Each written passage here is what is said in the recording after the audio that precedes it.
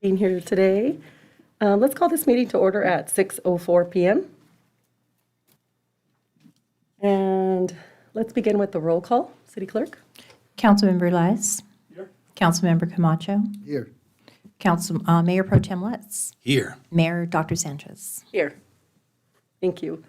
Mayor Pro Tem, can you lead us in the invocation, please? Or who has the prayer? Yes, absolutely. If we can all bow our heads. That'll be good. Yeah. Thank you.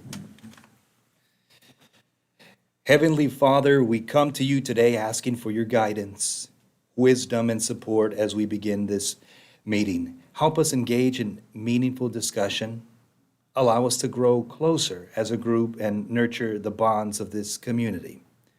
Continue to remind us that all that we do here today, all that we accomplish, is in pursuit of truth for the greater glory of you and for our residents here in Pico Rivera. We ask these things in your name. Amen. Amen. Please remain standing for the flag salute. Place your right hand over your heart. Ready, begin. I pledge allegiance to the flag of the United States of America and to the republic for which it stands, one nation, under God, indivisible, with liberty and justice for all. Thank you. You may be seated. City Manager, do we have any changes to the agenda this evening? No changes, Mayor. Okay, thank you. This evening, we have a proclamation for, I'm sorry. Oh, yeah. We have a proclamation for Parks and Recreation Month. And myself, Councilmember Camacho, and I see several of us, our Parks Director, we're wearing our soccer jerseys here in order to promote Parks and Rec Month. I always tell people I started out my career in being involved with the city as a parks a parks commissioner for over 5 years. So I definitely, my sons grew up playing sports, soccer, swimming, year-round football, everything. So the parks are where my heart is, and so this is really special to me and also to our city because we have some of the most beautiful, highly coveted and stellar parks in the region and in the state, I will even say. So I would like to present this. Whereas parks and recreation programs are an integral part of communities throughout this country, including the city of Pico Rivera. I'm not going to read this whole thing, but as of today, therefore let it be resolved that the mayor and city council of the city of Pico Rivera on the 12th day of July hereby proclaim Parks and Recreation Month, and by doing so, we urge all of our city's residents to use and enjoy all of our parks, trails, open spaces, facilities, and recreational opportunities. So thank you so much to our Parks and Recreation Director. And I think my colleagues would like to have a quick comment before we have you come up.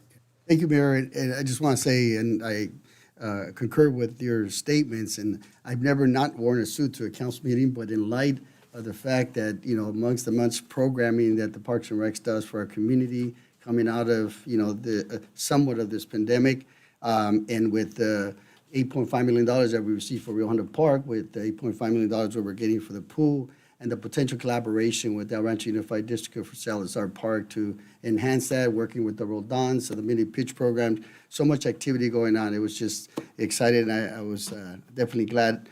Last minute notice, but I was able to go home and change, and it's much more comfortable, by the way. Thank you, Mayor. Thank you, Mayor Pro Tem. Thank you, Madam Mayor. I just wanted to a heartfelt thank you to the Parks and Recreation Department because what makes the city beautiful are not its streets after they've been recently paved, which they will be soon. It's the parks, it's the trees, and all the play stations that the kids get to jump on and the parents get to walk their dogs, get to play with their kids. That is the beauty of a community. And when we have our community members walking out of those parks or walking into those parks with a big smile, that makes me happy because that's all your hard work. Parks and Recreation Department, every day working beyond 8 hours, working into the late night when it gets dark and working before the sun comes out when there's a major event. And I know a lot of you get sunburned every once in a while, and all the sacrifice that you do, it doesn't go unnoticed. So I just want to say thank you, Parks and Recreation Department.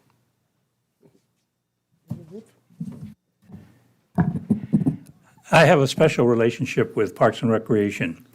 My first job was as a recreational assistant here in Pico Rivera. I was at Pico Park and at South Ranchito. So again, I owe everything to the Parks and Recreation Department because without them, I wouldn't have been able to further my education. Thank you. Thank you. I also heard that we have a special staff member that got a promotion. Gabe, he is behind the scenes back there, the one that does everything for us. So we want to congratulate you, Gabe. I see you back there. Well, they can't see you, but we see you. And we appreciate all of the hard work that you do. So let's give a special round of applause and congratulations.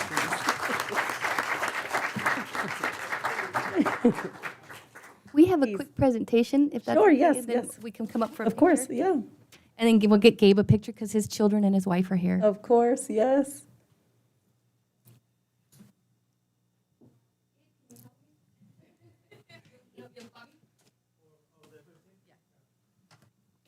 And our park staff often work holidays, evenings. When the event is over, just like our fireworks spectacular on a Saturday night, they're going into midnight, breaking things down. And so our park staff are stellar, and we recognize the hard work that they do. Real quickly, thank you so much for that, Mayor and Council and City Manager, for letting us do this tonight. But I wanted to just quickly introduce the ones who are here tonight. We have 22 full-timers, approximately 100 and plus part-timers as well. But the ones who are here tonight, if you could just please stand until all of you have been named. Rudy Alvarado, Supervisor. Gabriel Castorena, for the first time, Supervisor. Gabriel Daigle, Technician. Natalie Glasman, Analyst. Julie Martinez, Program Coordinator. Marco Monteroso, Program Coordinator. Adriana Moran, Supervisor. Lizette Olmos, Supervisor. Robert Santiago, Caseworker, and all the seniors love him. Well, they all love all the staff, but they particularly love Robert. Barbara Wade, she's behind the scenes, but she's our senior technician, and she's over at City Hall West. Did anybody else come in? Okay, great. This is our team that's here tonight. So with that, thank you all for being here tonight. We appreciate it. We'll do this quickly because I know people are waiting. We'll go to the next slide. It is Parks and Rec Month, and the theme for the month, or the theme for the entire year, is we rise up, and pretty much like rising up from what happened through COVID. And the Parks and Recreation Departments were really the first essential workers during that time because our parks were open, the green spaces where everybody ended up. We are all here tonight to say thank you to the mayor and to, I don't know why I get so emotional about this because we worked so hard on the Prop 68 grants, and the fact that you would not take no for an answer, and the fact that you all fought for us and the city manager put resources to fight for us, and that our senator and our congressperson and our legislators fought for us and brought us home $17 million to renovate our parks. So we're really grateful. We are here to say thank you to you for doing that for us. And we can't wait to bring these new projects to you and to all the residents. The next slide, please. We also brought you $1 million to transform the corner of the Montebello bus terminal. We're excited to do that as well. I'd like to also put a shout out to Adrienne Moran. She's here today. Adrienne, can you stand up really quick? Adriana, can you stand up? Yeah, you. She brought us $500,000 for an outdoor equity grant that's going to be dedicated to Rio Hondo Park for a nature program. So thank you for leading that. We can go to the next slide. There's a lot of department successes during COVID. Our REACH program is one of the most outstanding programs in the region, serving over 600 residents, our children. Our senior programs are second to none. We have seniors waiting at the door before staff even gets there, lining up, wanting their coffee and their program. We have collaborated with pool days because our pool is down, and we have such great relationships with our neighboring cities, Whittier, Commerce, and Rosemead, that they are lending us their pools. We had a wonderful 4th of July celebration. Over 9,000 people were here. And we can't wait to bring you the summer concert series, which will be on August 5th and August 17th.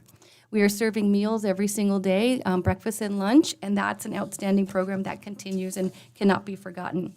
We have upcoming events. Gabe, if you can go to the next slide. Every Wednesday we have a farmer's market. We are trying to have music, live music at every event. We are having a community backpack giveaway, and that's going to be on August 11th at Pico Park. We've already secured the Galaxy to help us give out some giveaways and tickets and things like that. And Vanessa Saida, one of our part-timers, this is her idea and collaboration. We are having a new boxing event on Saturday, the August 27th, and we hope that everybody will come out and see Marv Nation and check out his son, and all the boxing rounds that they have on that day. The next slide, please. We are going to be celebrating on Friday, August 26th. Vicente Fernandez, we're having a street renaming, and we invite everybody to go to that. We're going to the Getty Villa with our trips on the go, and we're also going to have our second Dodger game. We went to the Dodgers this past weekend with the seniors. This is a community event, and then in September, we'll be doing the Mayor's Play Ball for Latino Heritage Night over at Chavez Ravine on September 20th. The next slide. Like you can see, we're really busy. We're really, really busy. And this is just some of the things that we're doing. We have over 110 special events throughout the year, and we're really quite busy. But on top of that, this is something we're really proud of that we did this year, and we wanted to showcase it to you, and we thought this would be a great night to do it. I would like to invite Gabriel Daigle, Rudy Alvarado, Lizette Olmos, Natalie Glasman, and Marco Monteroso to just stand behind me, if you wouldn't, for a minute. These people, well, first let me tell you about Natalie. So Natalie was our transit analyst, and she was focused just on transit. And when I met with all of our staff when I first got here, she told me what her goals and her dreams were. And I said, okay, let's get you there. And I'm going to keep those private because she basically wants to be Steve. She wants to be the next city manager. And I think that's great. I think that's fantastic. And I'm here to help her do that. So, we got to get there along the way. So we'll get there along the way. And so her first task was to do the Dial-A-Van RFP. And that was a hard thing. That took over 16 months of us doing it. And once we did that, we purchased the vans to do our Dial-A-Van program. We realized they're just blank. They're just plain white vans. And when Janice Hahn came to visit us at the sports arena, I noticed how plain they were. So I asked the media team, can you please do something? Can you help us design these vans? And I am going to turn it over now to Rudy Alvarado, our media supervisor, to tell you how him and his team transformed our vision into this reality.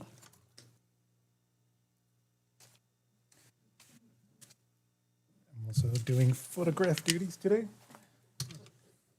Thank you, Director Ugar. Thank you, Mayor and Council. So this project, like a lot of our projects, are huge group collaborations with us and the media team. And for this one, for example, this one also included input from the Senior Center and from Natalie. And when we started, we had a different approach in mind. In fact, I actually started something a couple of years ago that never really went anywhere. And this is one of the examples how something just kind of moves as we go into the process of discussions, of mock-ups, of reviews, the direction changes. And in our meetings, we looked at the challenges of who's our audience, what the message we want to convey, and how do we want to present it. And in these brainstorming sessions, we looked for images or icons that can represent the city and something that we can put on the side of the bus that you can see going down and up the streets. And so for this, we looked at the city seal and the line icons within the seal. So if you look closely at the seals, you see that there is a citrus fruit and an avocado. We use that idea of that historical element as the new focus for the design. We decided on oranges and lemons to represent the citrus, and the avocado just stands for itself. And it represents the grove fields that have been in the city before it was incorporated, and some of the remaining oranges and avocado trees that are still here in the city. And so our team came together, and we developed something that's very beautiful, something that's very unique, and something that represents the city in a whole new, different way. And I want to introduce Marco Monteroso. He's the coordinator for media and communications, and he actually illustrated these pieces, and he'll give you a quick little rundown as to how that process is. Thank you. Rudy. Hello, Mayor and Council. I just want to give you a little rundown on how we created these illustrations for the vans.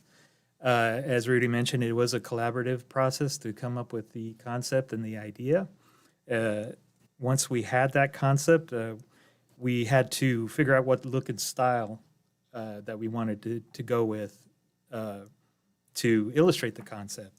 We researched many different art styles, including travel posters, paintings, and even backgrounds from animated movies to try to find the right feel to portray the valley of the San Gabriel Valley, the nature and fruit.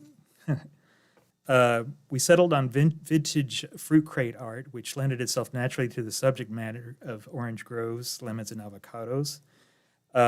We worked with Natalie and Gabriel to get specifications from the vendor, including a die line or an outline of the bus in order to indicate where all the elements would actually appear on the buses and where they would print. I'd like to thank our director, Pam, and also city manager, Steve, for allowing us to get the resources that we needed to actually create this type of artwork that we wanted, that we were shooting for. They allowed us to get the equipment such as this iPad, which allowed me to digitally illustrate the images that you see on the buses. I first began on sketching on regular paper, pencils and markers to explore color schemes and possible layouts.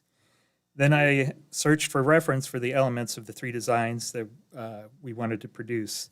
I composited and positioned each of these elements in a way that would be visually pleasing. Once I had my layout, I began the process of hand painting each element digitally using this iPad and this Apple Pencil.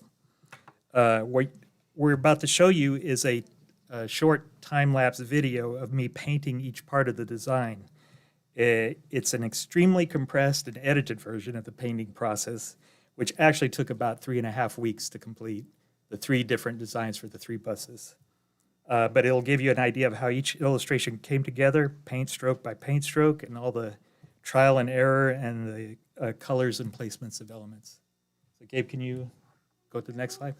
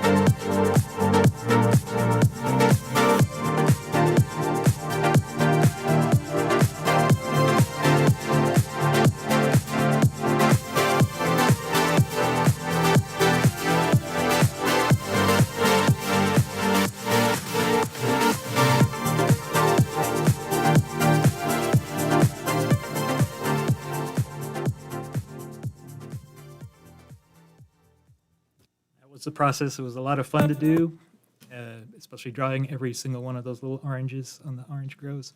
Amazing, amazing. Thank you. Thank you, Marco. But I'd also like to introduce his wife, Darlene.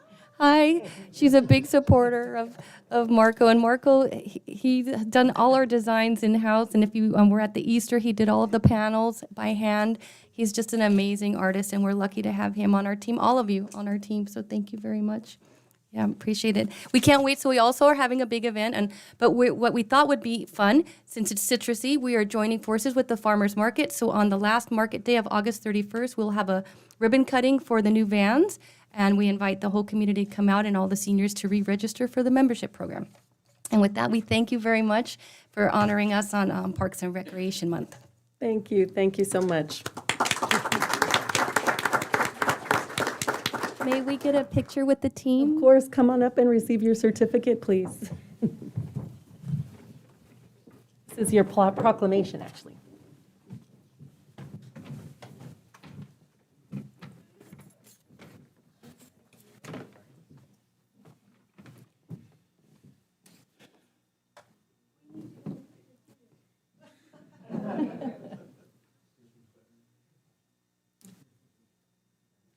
Don't be shy.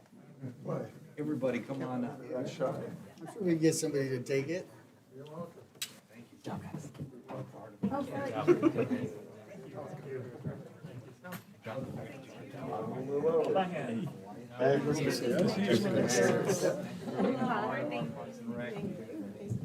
It's nice to have in-house talent. Thanks, I appreciate it. Of course. Oh, thank you.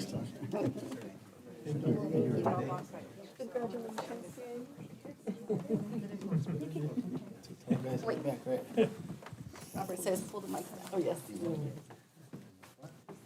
You get everybody?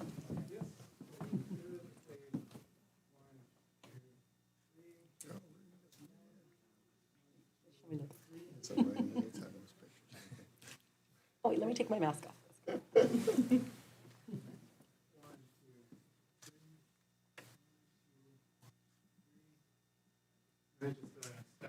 Yeah, sure. Oh. Do we need one for Instagram?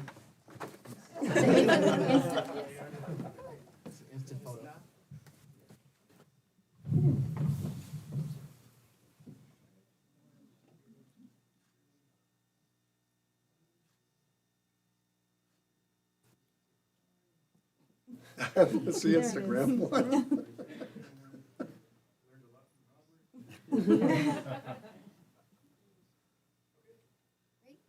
Thanks, Rudy. Do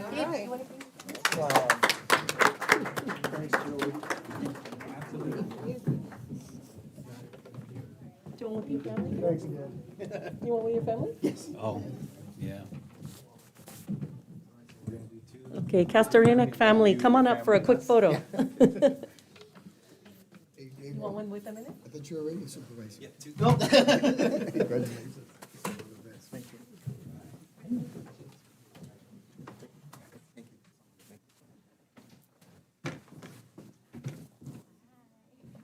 Smile, all right?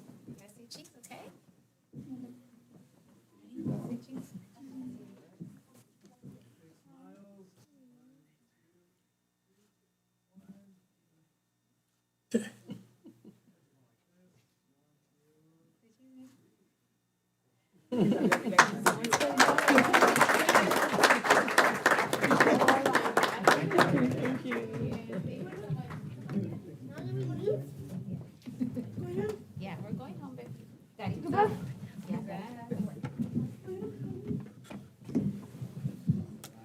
Thank you. We're not done celebrating yet. We have another recognition for the Metro Gold Line Yeah, it's not it's a presentation. here. presentation. Who was presenting? Not sure. Thank you. My apologies. I thought it was another celebration. No, but no, sorry. I misspoke. Presentation. Great, great. Good evening, Mayor, City Council members. My name is Jenny Cristales Ceballos. I'm with Metro, Senior Director, leading the environmental process and preliminary engineering, conceptual engineering for the project. Tonight, I have with me Tito Corona, our Community Relations Manager, and also part of our technical team, Melissa de la Peña from Cordoba, HNTB, and also Jaime Guzman from ACOM CDM Smith. And so they're here in case if the council has any questions related to some of the technical work. But what I'd like to do tonight is provide a very comprehensive presentation regarding the project, because we've made quite a bit of progress in the last couple of years. Let me see. Okay, so next slide. So the East Side Transit Corridor Phase 2 is essentially a 9-mile project, light rail project, that would extend the existing Gold Line, or L line, from the current terminus at Atlantic and Pomona into the city of Whittier. And really what the project is intended to do is to provide another transportation option to the communities along the corridor as an affordable option. With time, this alignment will connect to the overall regional light rail network, where folks from here could potentially get to LAX for $1.75. And given that now we have really, high cost and rising cost in gas prices, this is a great alternative for those that are also transit dependent. Also, as we look at some of the stations along our corridor, there are opportunities for economic development, just upward mobility, and also, again, that the light rail will connect communities to employment centers, educational centers, institutions, so that, again, overall, we provide access to those that are most in need. Next slide. So I'd like to provide a quick project history. So as mentioned, this project's been in the books with Metro for quite a bit of time. We started with an alternative analysis that looked at several different routes, modes, and also, as we completed that alternative analysis, we had 2 alignments that were studied in 2014. Since that time, these alignments have gone through several revisions.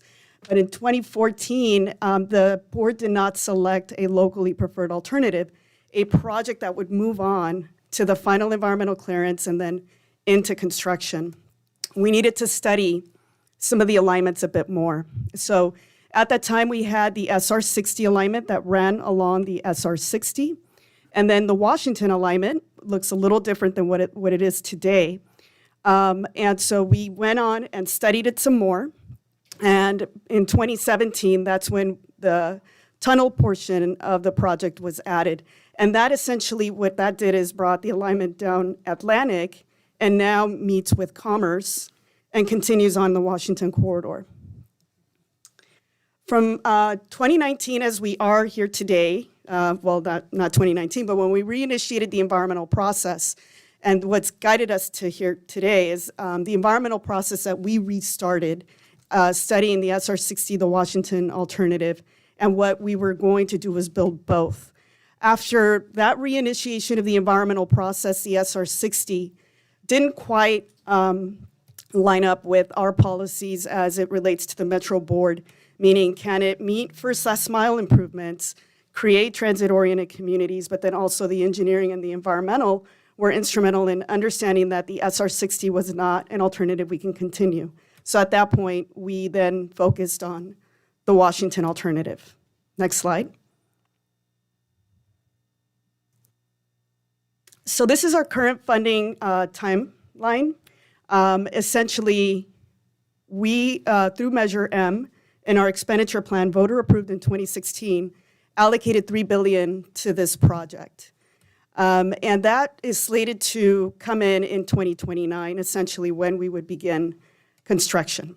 So as we go through the environmental process, one of the key things to note is that the money or the funding in general is not available until 2029. And so then that's when construction could begin. Next slide. And so as mentioned, since this is a Measure M project, we're following the project timeline for Measure M.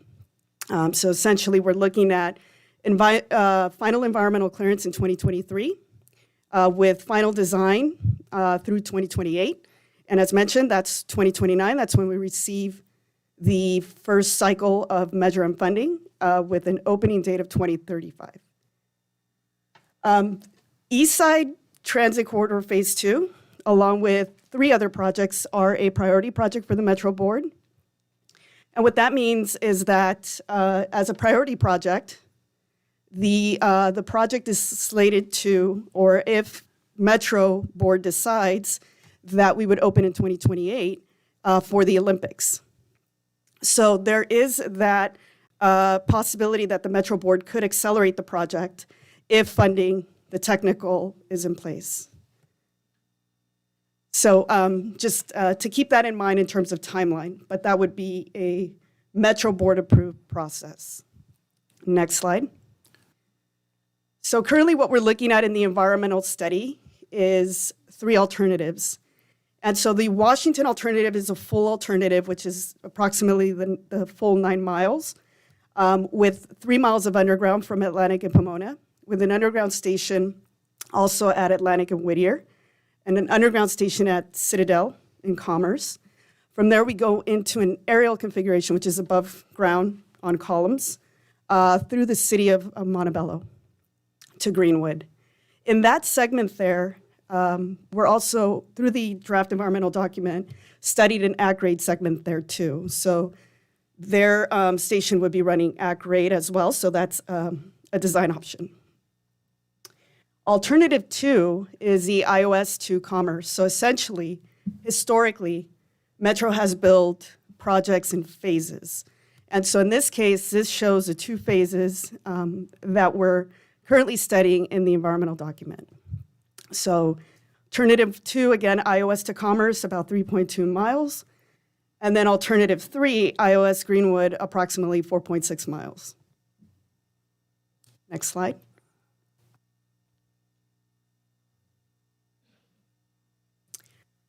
Another key item that I wanted to mention about the alternatives is that in the environmental document, we're also evaluating the no build, which is essentially the no project.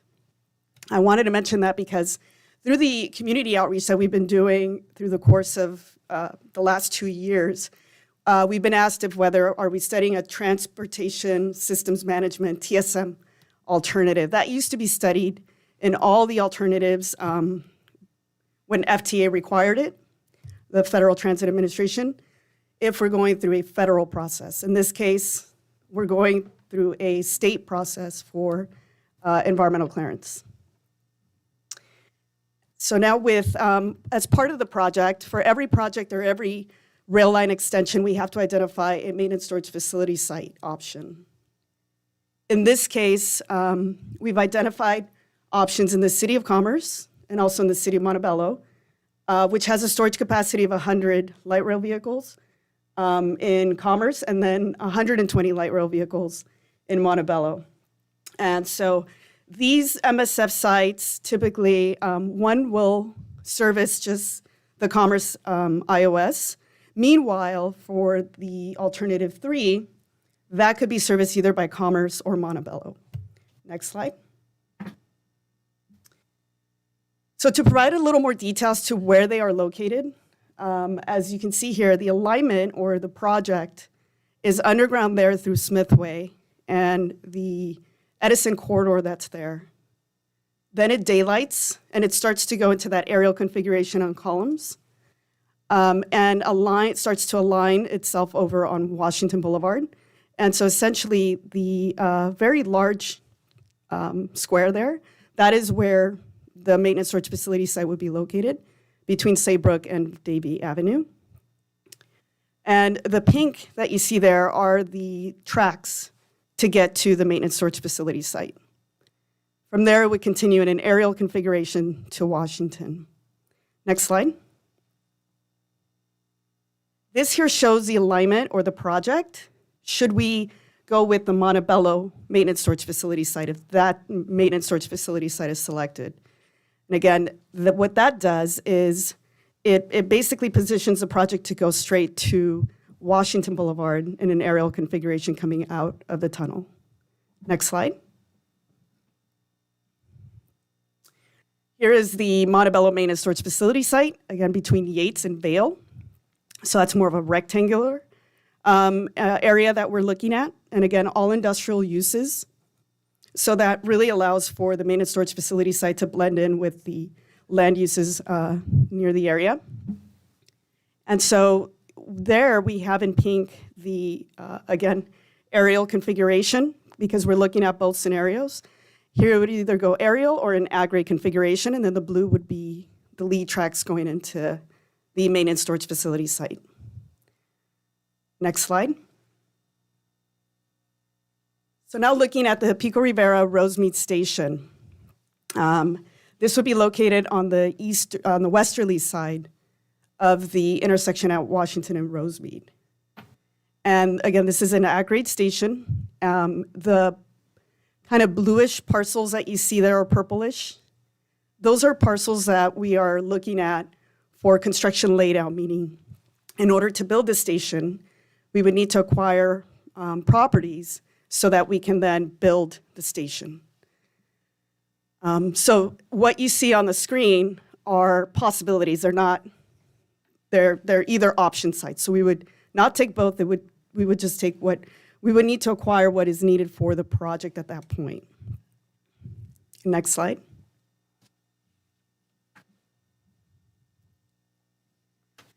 So I'm happy to announce that after 2 years of a lot of work, we've released a draft environmental document. We released it on June 30th for public comment for 60 days. And just wanted to talk a little bit about what's in the draft environmental document, meaning what we study. And so right now we're currently pursuing CEQA only, which is just state clearance. And we're evaluating all the environmental impacts and looking at all the project elements. And of course, we look at the short-term, long-term, and cumulative impacts. So looking at how construction will impact the community, how the ongoing operations will be. And cumulative, we look at projects within the area and how that all impacts along with our project. We looked at existing conditions. That's what we applied in 2019, because beyond that point, it's a little skewed because of the pandemic.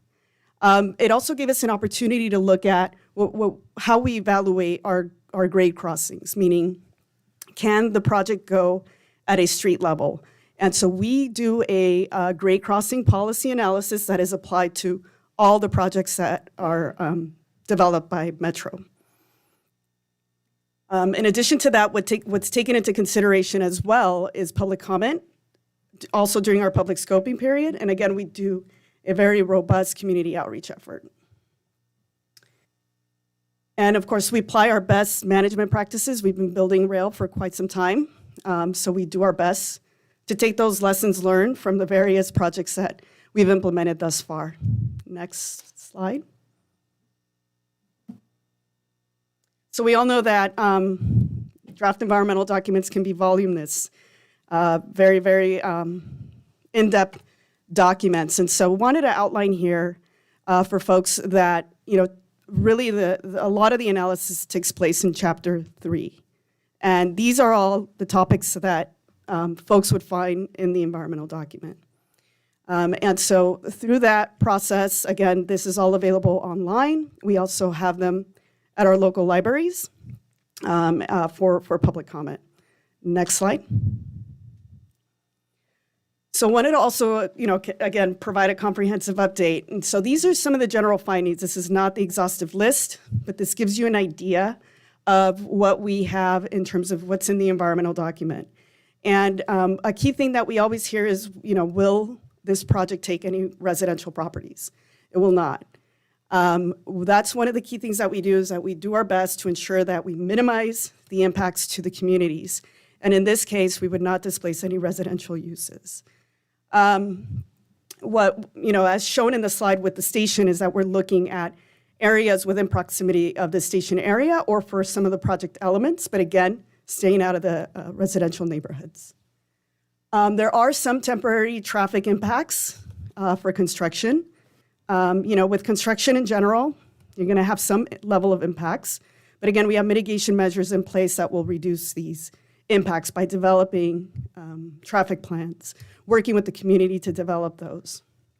The project will replace both bridges, Rio Hondo and the San Gabriel Bridge. But again, it would be done in a way that it wouldn't be a full closure. Noise impacts related to construction and operations will also be mitigated. And depending on the alternative, some of the historic resources are impacted. But again, that just depends on really which alternative is environmentally superior and which locally preferred alternative will be selected by the board. So this, again, is just general findings. There's a lot more information contained in the draft environmental document. So with that, on the next slide, I'm going to turn it over to Tito Corona. He's going to go over our construction relations and community relations and any other questions related to outreach. Thank you, Jenny. Good evening, Mayor, council members. Thank you for having us here. Yes, Tito Corona, Metro Community Relations Manager.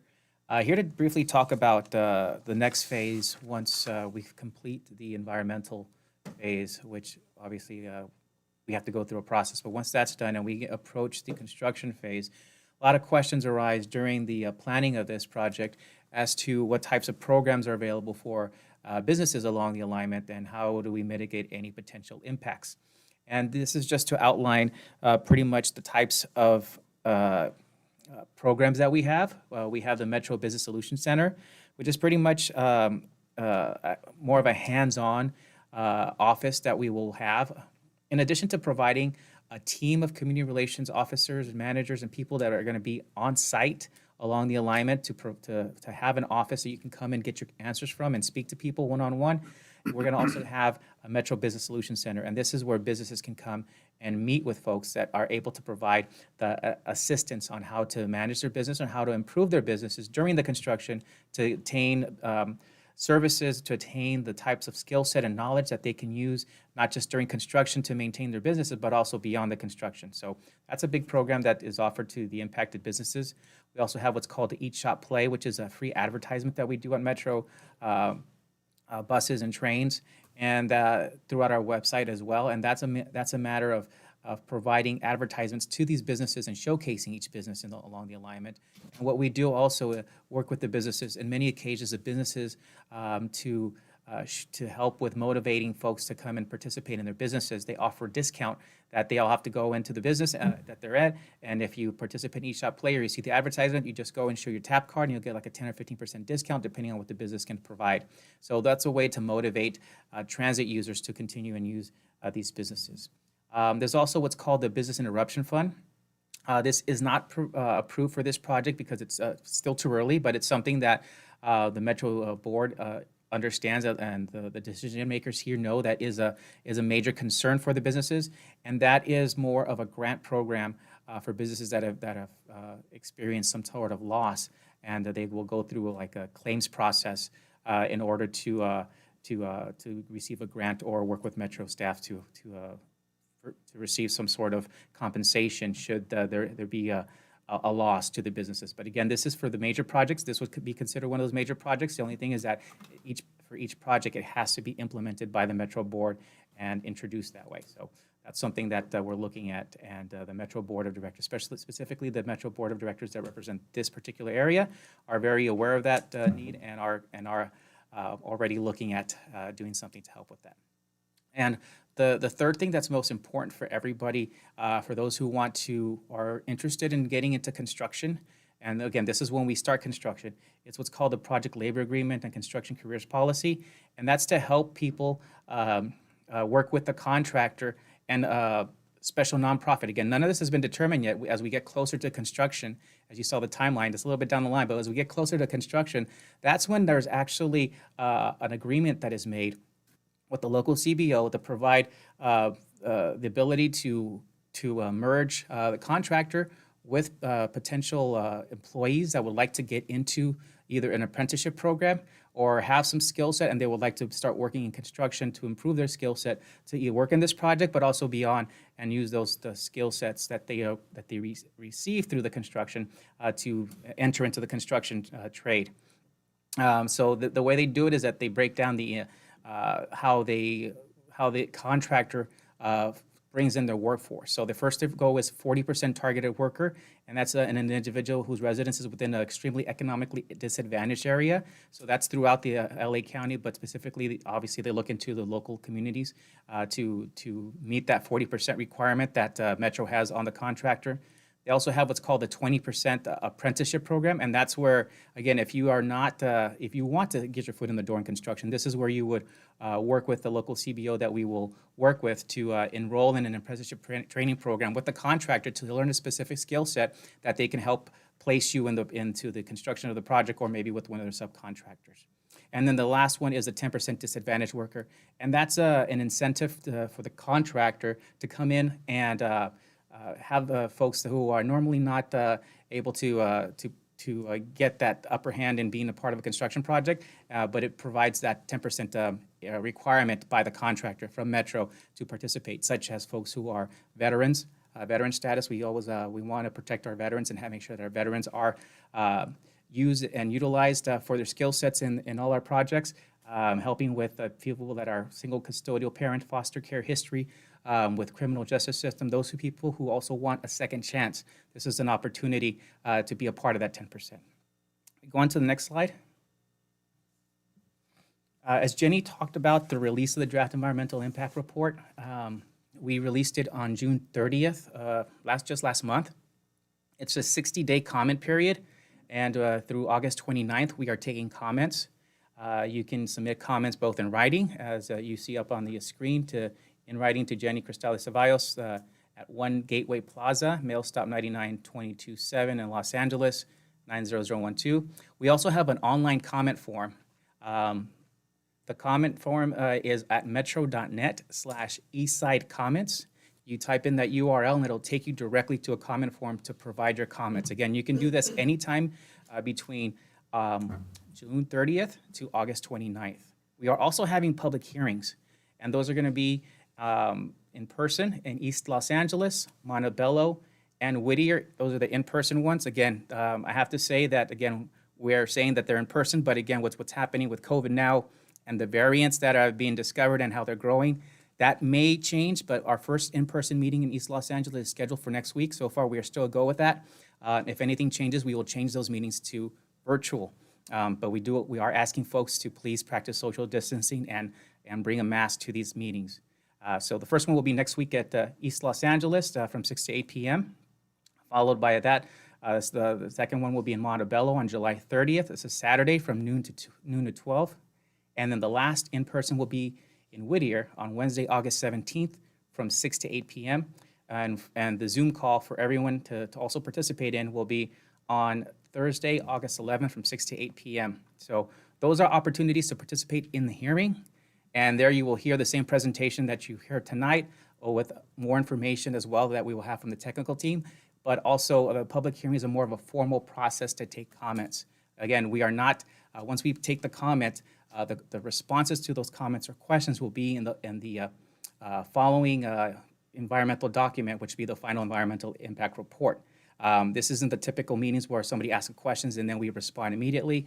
Unfortunately, we're just going to take their comments and then it'll be taken into consideration into the final document. So that's just a formality that we go through. But again, you don't have to participate in the hearings to provide your comment. Your comment can be submitted through the Eastside Comments page via email, and it will have the same weight as though it would be taken at the hearing. So just wanted to let people know that, again, you don't have to go to the hearings, but if you would like to participate in the hearings, everyone's welcome. But you can also do so in writing through this form. And you can also call if you're not comfortable submitting it in writing. You can also do it by calling 213-922-3012. That's the project dedicated phone line, 213-922-3012. And you can leave your comment verbally as well in that capacity, and we will take your comment then too.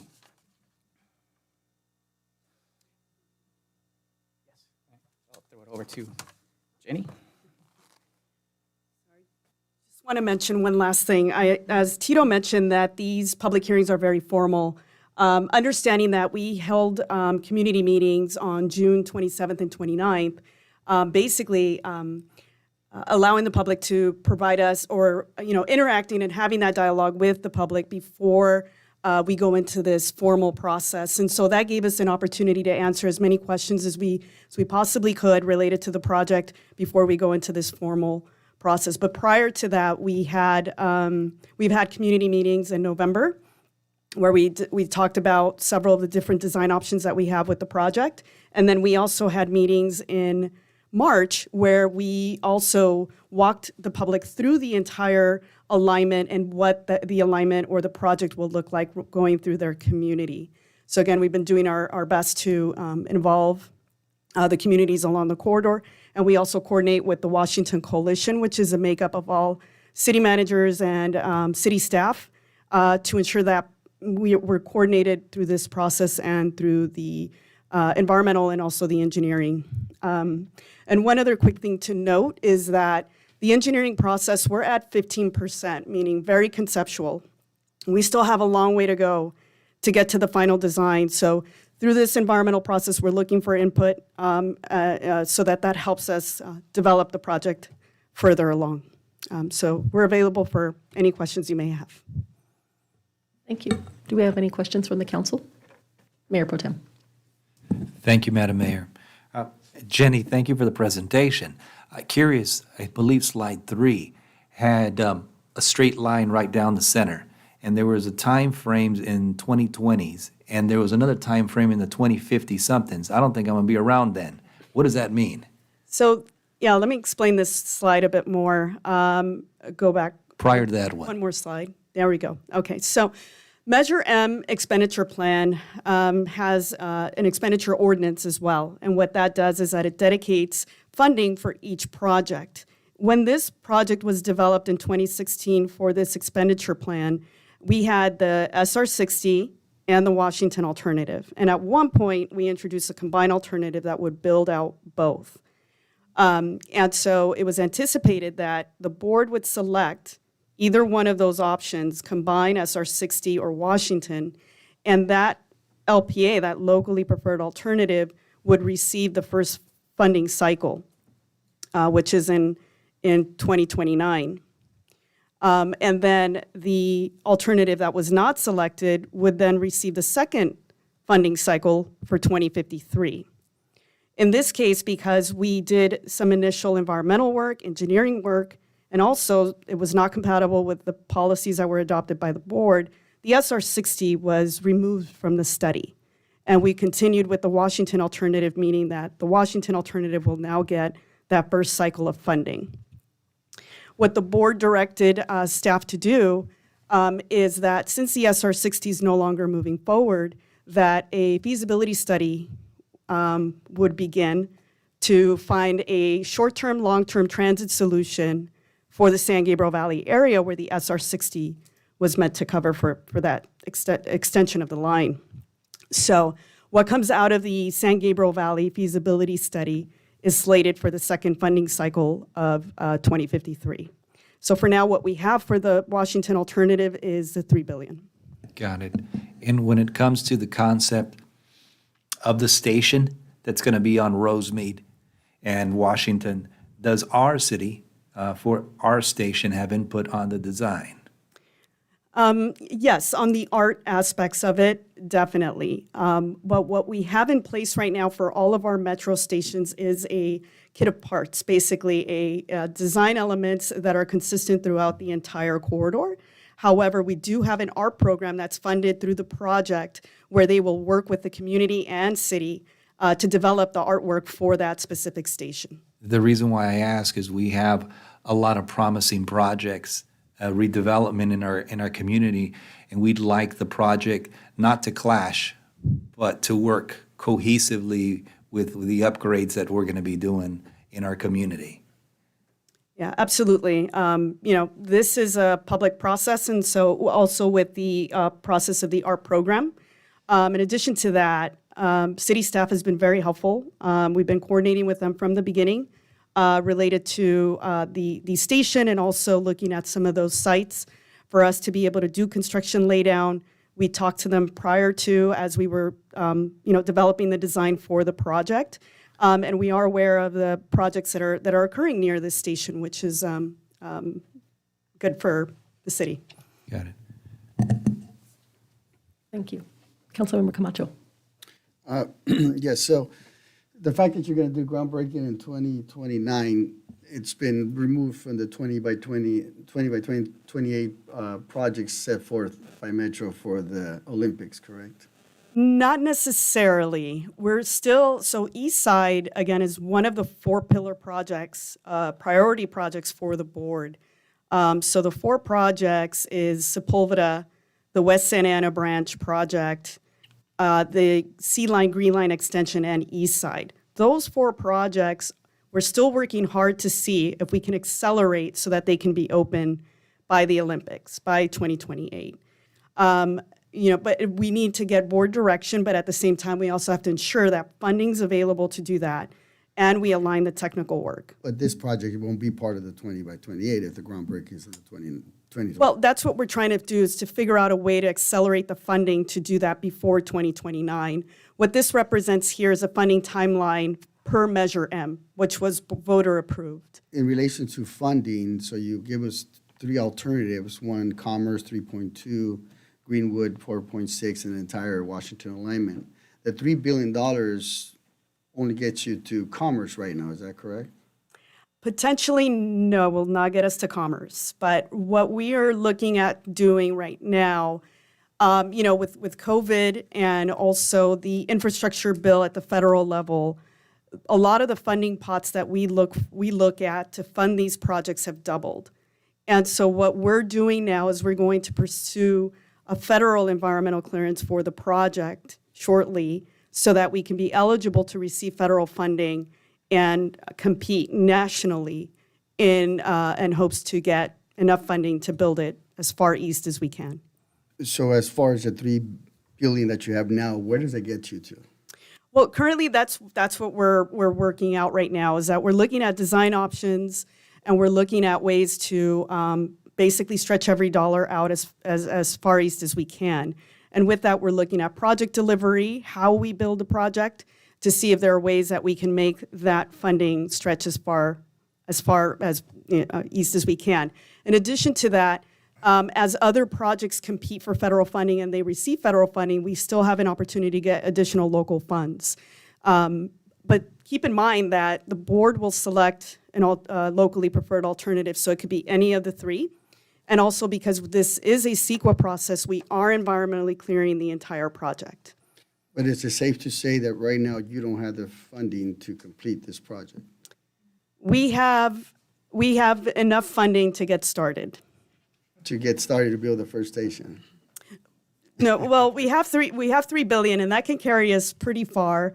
The question is, again, we're looking at ways to, and we have an entire dedicated staff working on ways to get federal funding for the projects that we currently have in the pipeline.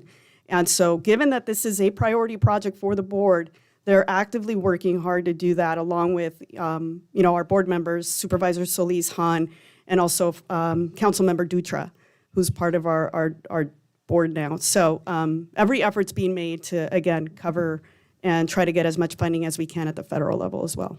I like your answers. You just, But in my conversations, I know that there's not funding for it to be completed as we speak. I know there's some creative approaches to federal funding to be obtained, hence the 2053, 2057 that even Pico Rivera won't see until way then, is what I gather from some conversations I've had. But nevertheless, I understand that there's a major undertaking. The cost of this project has ballooned dramatically from the projections back in 2009 with the concept that were presented to us.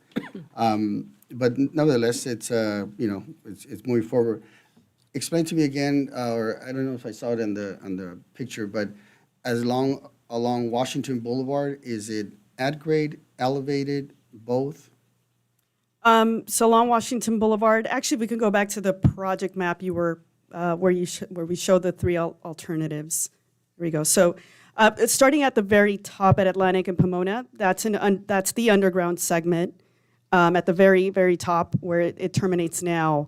So we would go underground, and we will still maintain, when we get past the Citadel, we will still maintain an aerial configuration, right, above ground on the columns, because there we would need to go over BNSF freight tracks, and then we would then consider there staying either in an aerial configuration on columns to Greenwood Station, which would be aerial, or we go at grade. So once past Greenwood Station, then it continues at grade, median running along Washington to Lambert Station in the city of Whittier. At grade or elevated? At grade. And how are you going to go through the 605 freeway? We're going to go under. Under. And currently, that is what we're coordinating with Caltrans right now. So we've been in coordination with them with this project for a long time because the SR-60 ran on their right-of-way, was planned on their right-of-way. And since then, we've been in coordination with them over the I-605 as well. What's Caltrans' initial perspective on that? They prefer that we go under. Okay. Well, I would say that, I think it's still in the conceptual stage. I think there's funding to get us maybe to Commerce, but I'm not on the Metro board. However, it's I've been around long enough to see the conceptual designs and what was the idea of this project. A lot has changed during this EIR.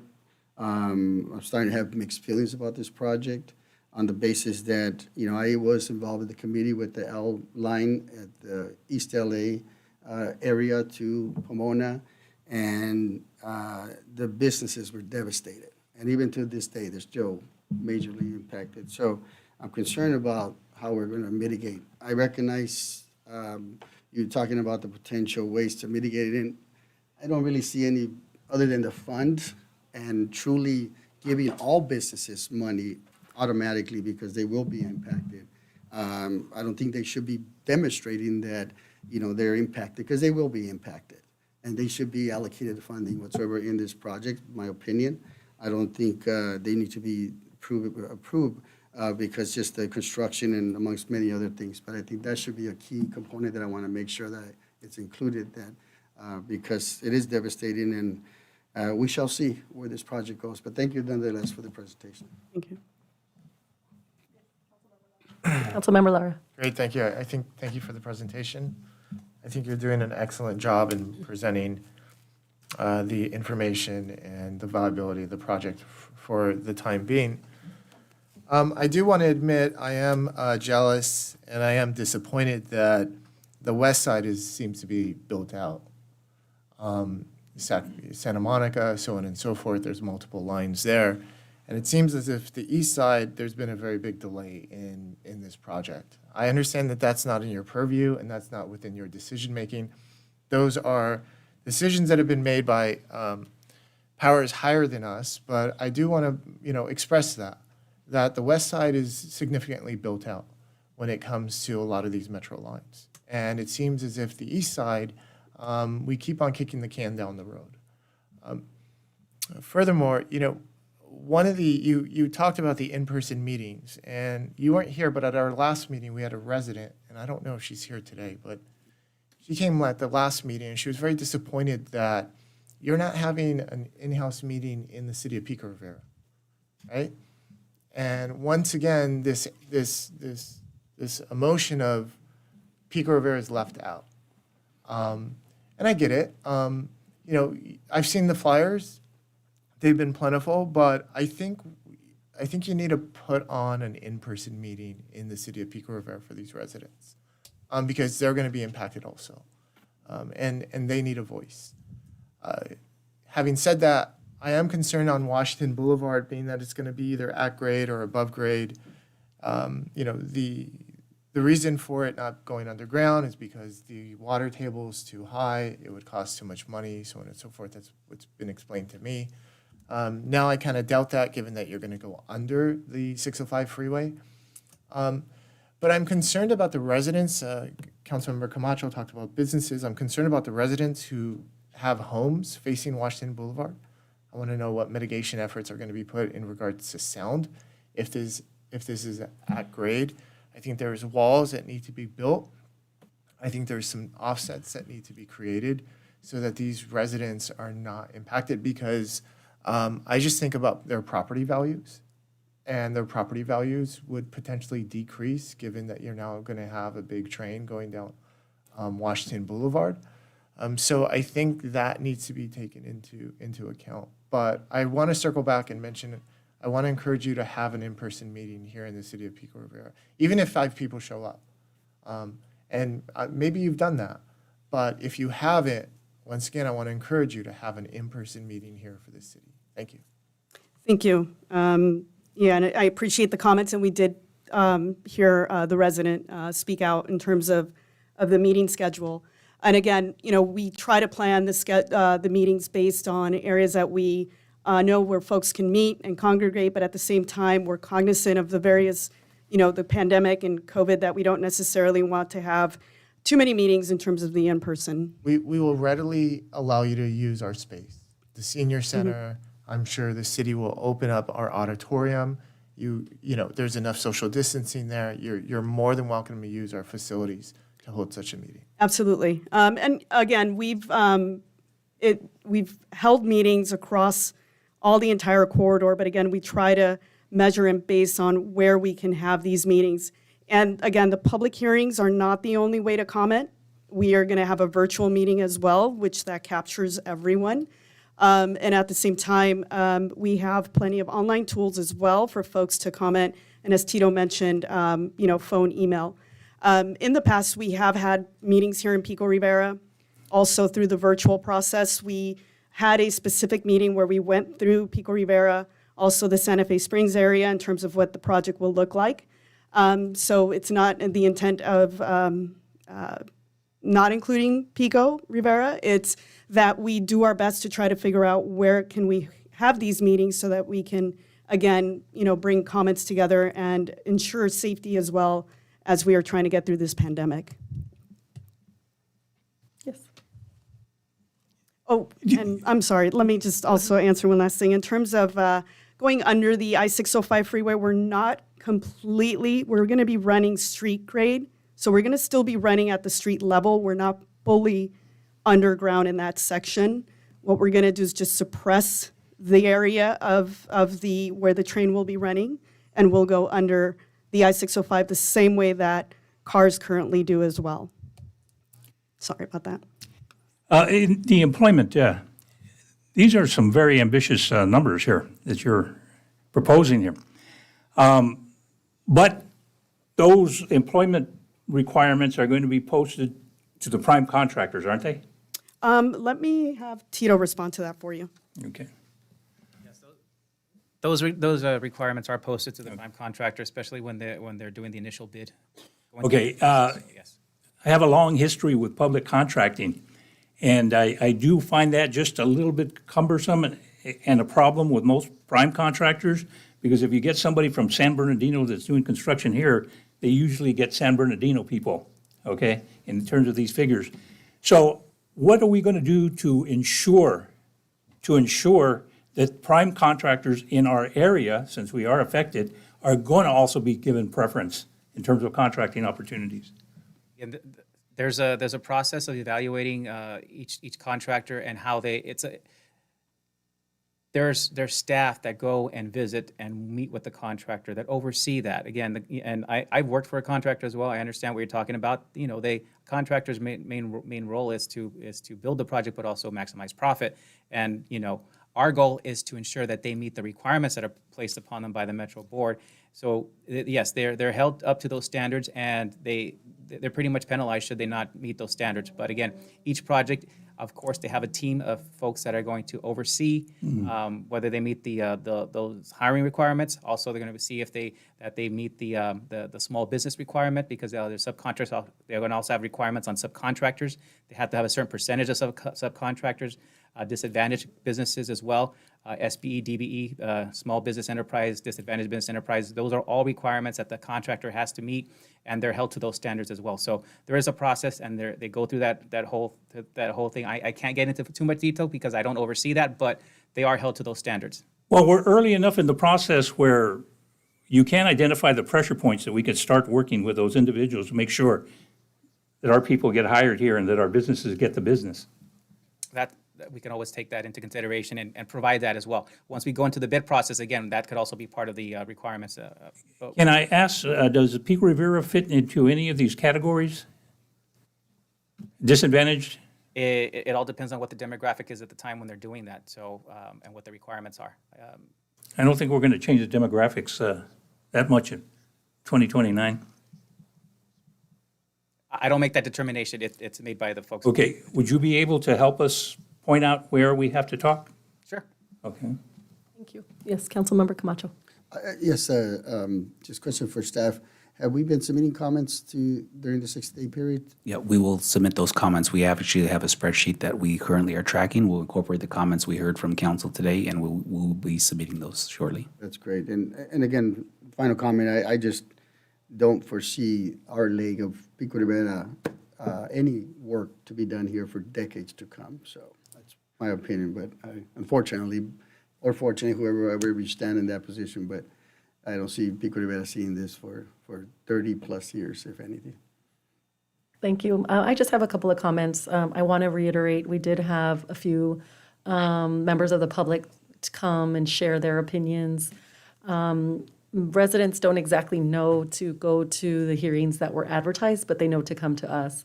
So I do want to reiterate Councilmember Laura's request. If we can provide park space, right in front of you here is our awesome Parks Director, Pam Ugar. We can provide something with social distancing and a large enough space for the community. There is an essence, whether it's true or false, that Pico Rivera was left out, having no community meetings here, no hearings planned, as well as no environmental impact reports were provided at any of our public libraries, the hard copies. So for individuals such as seniors or others that are not as savvy with technology, they really don't have a way to voice their opinions. So we can make that request. I did receive some feedback as well from residents that live along the Washington corridor that they're concerned regarding transients coming in that area and either living or loitering along that station. And so that would be something that they would like to hear regarding the concerns about that, including questions about will there be any displacement of homes, which you said no, but also the impact on those businesses that will be along that corridor. So those are just some quick concerns that I remember hearing from residents regarding this matter. And thank you so much for coming in tonight. Yes. I'm sorry, just making sure that we put the employee comment, just what you just said. If we can do an economic impact analysis of the business, this is our hub of the city. So an economic impact analysis needs to be done here, and I want to make sure we put that on the record. Yep. Thank you, Councilmember Lara. Just real briefly, also, if I could add on to that, one of the comments is if we've looked at any type of potential crime increase and what that would do in regards to our city budget with law enforcement. I'd like to know if you happen to have any type of statistics or numbers, given that there would be a more high volume of transients or people coming through the city. Thank you. Just comments. You don't have to comment on that. I do want to respond to a few questions or a few comments. That we do have a draft environmental impact report document at the local library. We didn't list it, but again, we do have one on file that is at the local library that could be reviewed. So that is something that is available if anybody would like to read through that document again, or you can also go online to the project website and view it there as well. We have it listed in many different venues, from our project website to our electronic tool that we also have that provides a little bit more of a background and more information on it. Additionally, we are also partnering with all the cities and having a presence in each city to have other additional opportunities to take comment. I believe there's a summer street festival that's coming up next month, and we are looking to be there, and we will be taking comments there as well. So I would also encourage to help promote the project team being there to take comments. That'll be an opportunity in Pico Rivera to go and provide your comments in writing, and also speak to staff who know the project well enough to provide that information. It'll actually be project staff there who will be able to answer questions, but also take your comments. And for the crime information, I don't have the statistics information, but Metro is I think this is a countywide. This is a, I don't want to say countrywide epidemic with homelessness, crime, and everything that's happening right now. Metro is aware of that, and we're doing everything, including introducing what's called the ambassador program, which is an additional security. It's not police, but it's security who will provide the types of assistance, and it's increasing a presence both on our system but also on our stations to help people with any questions or needs, but also provide that assistance that sometimes law enforcement cannot provide because they're addressing more serious crimes. So it's something that Metro has just initiated, and they're starting actually in the next coming months. So this is something new, but we are addressing it and doing everything to continue to address the issue with homelessness and crime that we are seeing everywhere throughout the county as it grows. And for the other stuff, I'll throw it over to Jen. Yeah, no, just to follow up on the homelessness issue, again, that's a big countywide issue, but not just a transit issue, but our CEO takes it very seriously. And what we've been doing in the past couple of years is develop a homelessness task force. And essentially what that does is it brings together not only our safety and security, which is we have contracts with the Sheriff's Department, LAPD, and then also Long Beach PD, but also we're bringing in the mental health, our Los Angeles County Public Health. So there's a big, robust effort going, moving forward as we start to develop also our customer experience. So they're all working together to ensure that, again, it's not just a transit issue, but it's a countywide issue that we're all trying to resolve together. As we move forward, again, we work closely with the cities. And as we move into the next phase, we're going to continue to work and also develop a master cooperative agreement with the city as we start to develop the design work and see where are the areas that the city would like to see that coordination as we move forward. Thank you very much for coming in. Thank you. Thank you. Next, we have a presentation regarding solar and battery storage by ESCO. Yeah, at first, I'm going to bring up Kathy Wells to do a quick overview. As you know, we had a nonprofit in here the last council meeting regarding rates, so we wanted to give council a brief overview on rates, how they're calculated, and then we brought on Tyler from ESCO as a consultant to assist with providing a possible solution as we move forward and talk a little bit about solar and battery storage as an option. Kathy? Thank you. Good evening, Mayor, council members. I'm actually Kathy DeFalco, General Manager with California Choice Energy Authority. Kathy Wells is our programs and battery specialist. She's unable to be here this evening, but we bring up the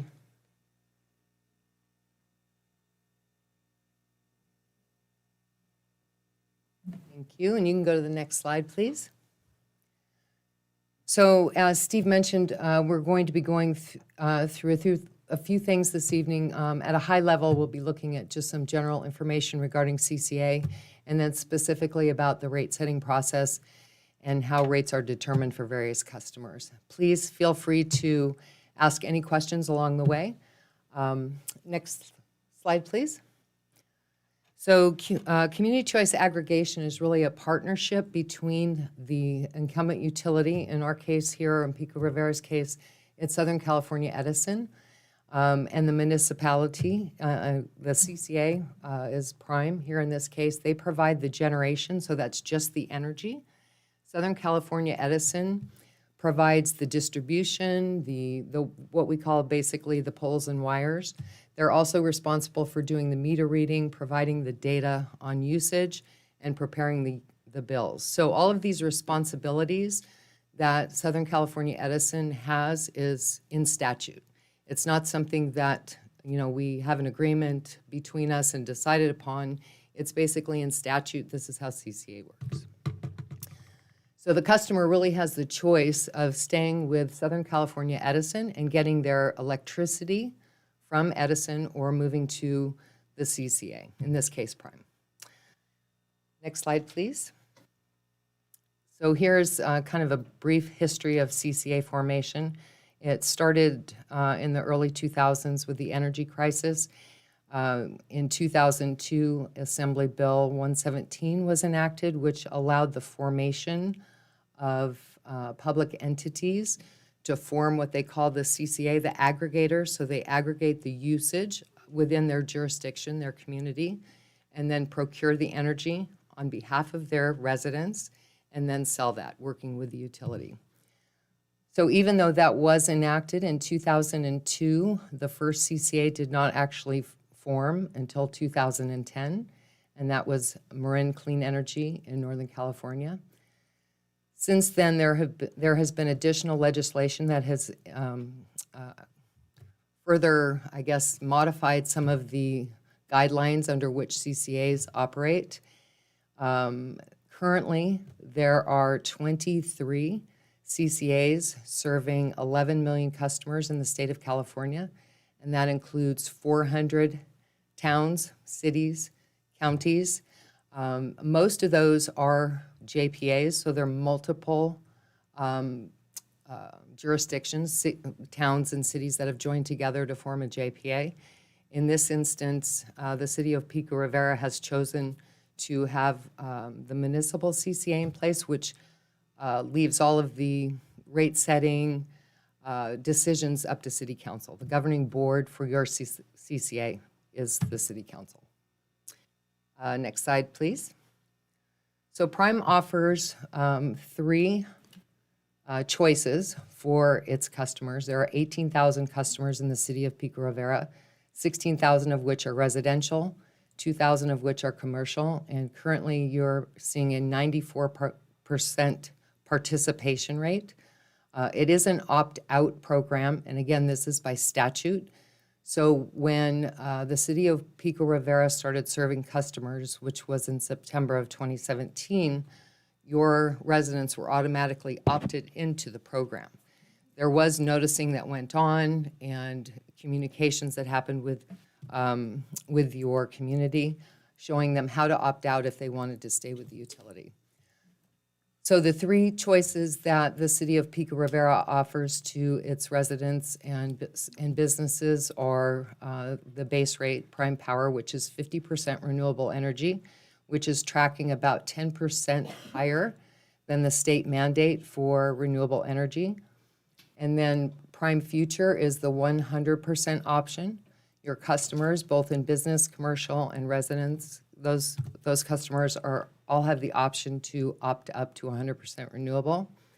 And then Prime Partner is for those customers that have rooftop solar. Next slide, please. So now to get into kind of the rate setting process, I know there have been some questions about that recently here in front of council. So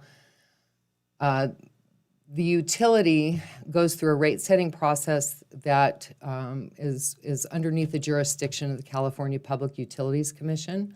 There are basically two primary rate setting proceedings, and they kind of cover different things, but they both have the same general guidelines, and that is that the utility, in this case Southern California Edison, looks at the revenue requirement, and then based on that revenue requirement, how much money they need to recover from their customers, they then look at how the recovery, those funds will be distributed amongst the customers. The part of the process then is going through a rate proposal noticing. There are public forums. It's a very public process, and it is set forth in guidelines at the Public Utilities Commission. Once the proposals are reviewed and approved at the commission level, they become effective depending on which proceeding it is. It could become effective immediately or at some set point in the future.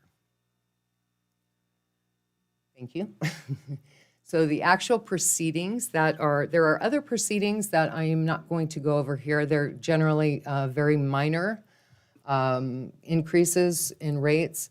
But the two big ones, the two ones that really impact customer bills are what they call the general rate case.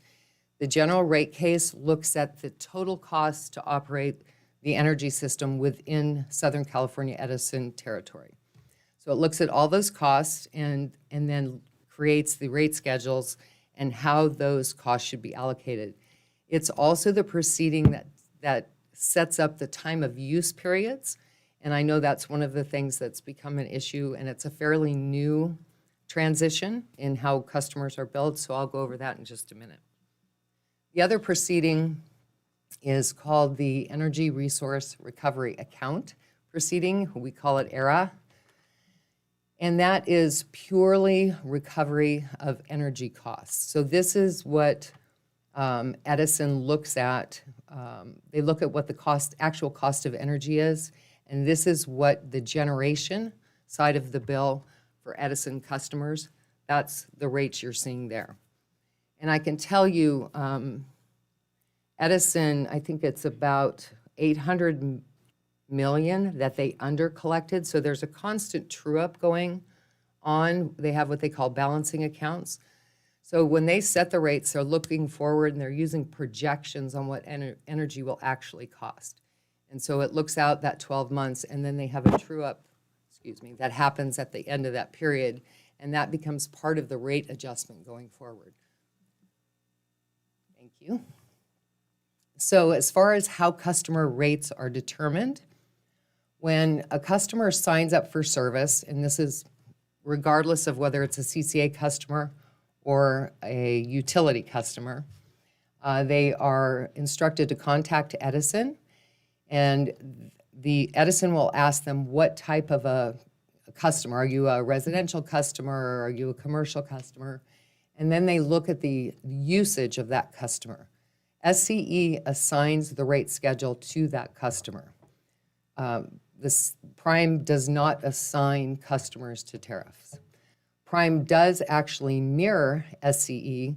They don't have quite as many rate schedules, but they basically mirror the rate schedules that SCE has. So whatever SCE assigns to that particular customer, again, based on commercial, agricultural, residential, and then also the usage of that particular customer, then Prime will take that same rate schedule and they provide the energy side of the bill, and Edison provides the transmission and delivery side.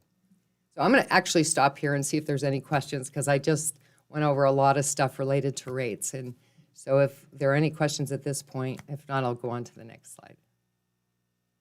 Questions from the council? Okay. No. All right, thank you. Next slide, please. Okay. So this... Madam Mayor, I'm sorry to interrupt. No. I do have a general Sure, absolutely. question that may not receive a precise answer because Okay. each individual has a specific scenario. But if I were to put solar panels on my roof, and my whole intent is to be at zero payment, if that such concept exists nowadays, would I need to also, as part of the package, have batteries that store the energy that would allow me, as a user of solar panels, to store my own energy to be used 24/7? Yes, the answer is yes. That's a very definite yes. And we have our consultant on the second part that will give that presentation as to. Yes, and if you think about it, the sun does not shine 24 hours a day, so you have to capture that energy somehow.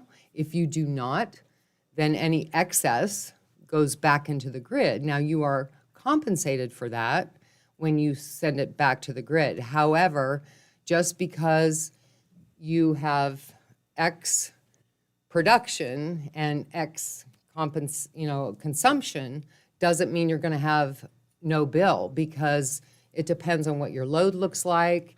When you're using that energy, are you using it when the sun is shining? Are you using it in the evening? And that's this slide may help to understand that a little bit. this is what we call the duck curve in the energy world. You can see the general outline is kind of like the shape of a duck. And the brightest line that you see that says 2021, that shows the belly of the duck, and that's where production of solar is highest. So what you're seeing is a statewide visual, I guess, of energy usage starting in the morning at 12 a.m. going throughout the day. So you see on the left side of the slide, there's pretty good demand over there, and then it significantly drops around 9 a.m. That's because that's when solar starts, and there is so much solar production in the state of California that has become very, very inexpensive. Yes, Councilmember. Yeah, Councilmember Lara. Now, just piggybacking off this scenario. Okay. Now, it's my understanding that when solar panels first started, popularity, I'm going to say early 2000s, that rate of return in regards to solar generation and what SCE was paying was much higher. As far as for overcompensation? Well, as far as selling energy back to the grid. They actually change that monthly. They call it some net compensation something. I forgot the name. I'm sure Tyler knows it. But yes, that changes. And honestly, I do not know what variables they use to adjust it. I can tell you that Prime also does offer that, and it is about a third higher than what SCE offers right now. Now, so going back into, a decade ago, just by simple supply and demand, my assumption today is that there was more solar generation on the resident commercial side than there was 10 years ago.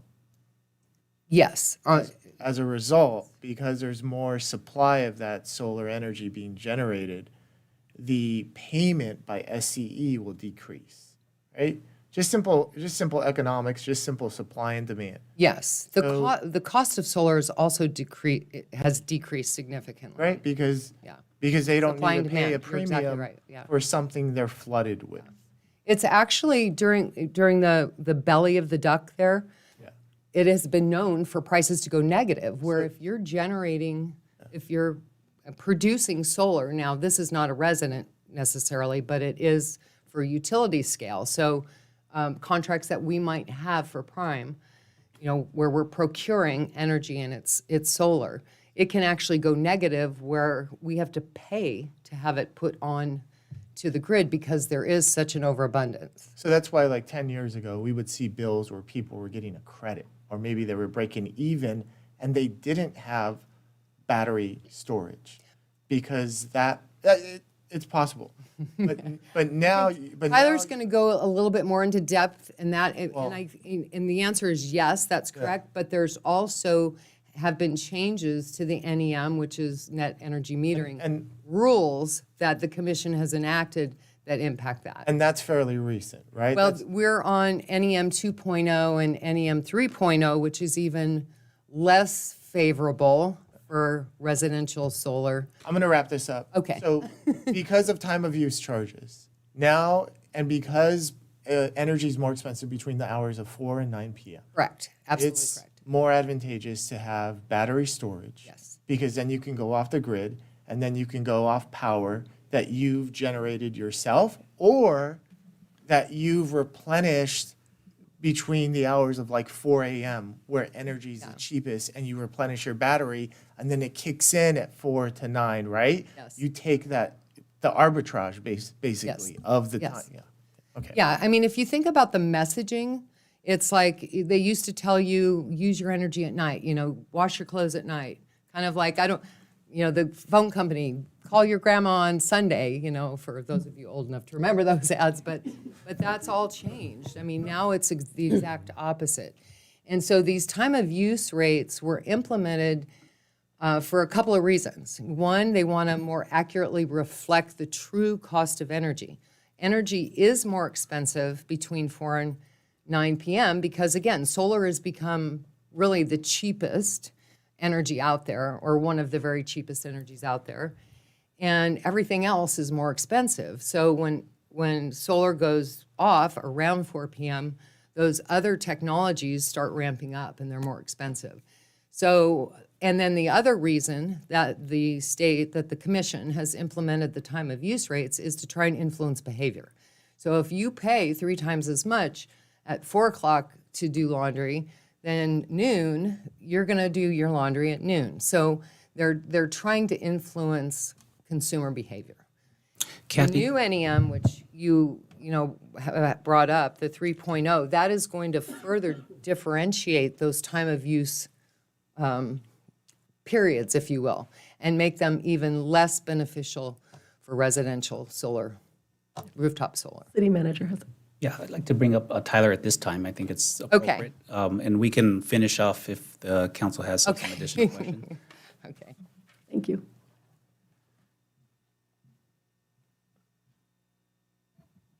Well, thank you, council members. Thank you, Mayor, for having me. My name's Tyler Lazarian. I'm an electrical contractor. I'm also an electrician myself, and I'm inside wireman.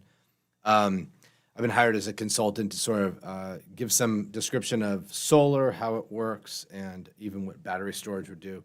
Just to give you a little background, my company, ESCO, Electric Service and Supply Company, started in '57, and we do general construction. We do light poles for sports facilities at rec and parks. We do ground up construction, and we also do solar. Back in the '90s, we started dipping our toe into this, and now I do consulting and also design and engineer the installations that we do. Man, there's a lot of great anecdotes, and I'm the same way. I love just questions fired at me. I work really well that way, so please feel free to interrupt me. I'll try and pause every once in a while. So you guys are a lot more ahead of this than I thought. Great question about, and I think something that's really important that I want to point out, and I'm glad this graphic is still up here, is that, is it Kathy?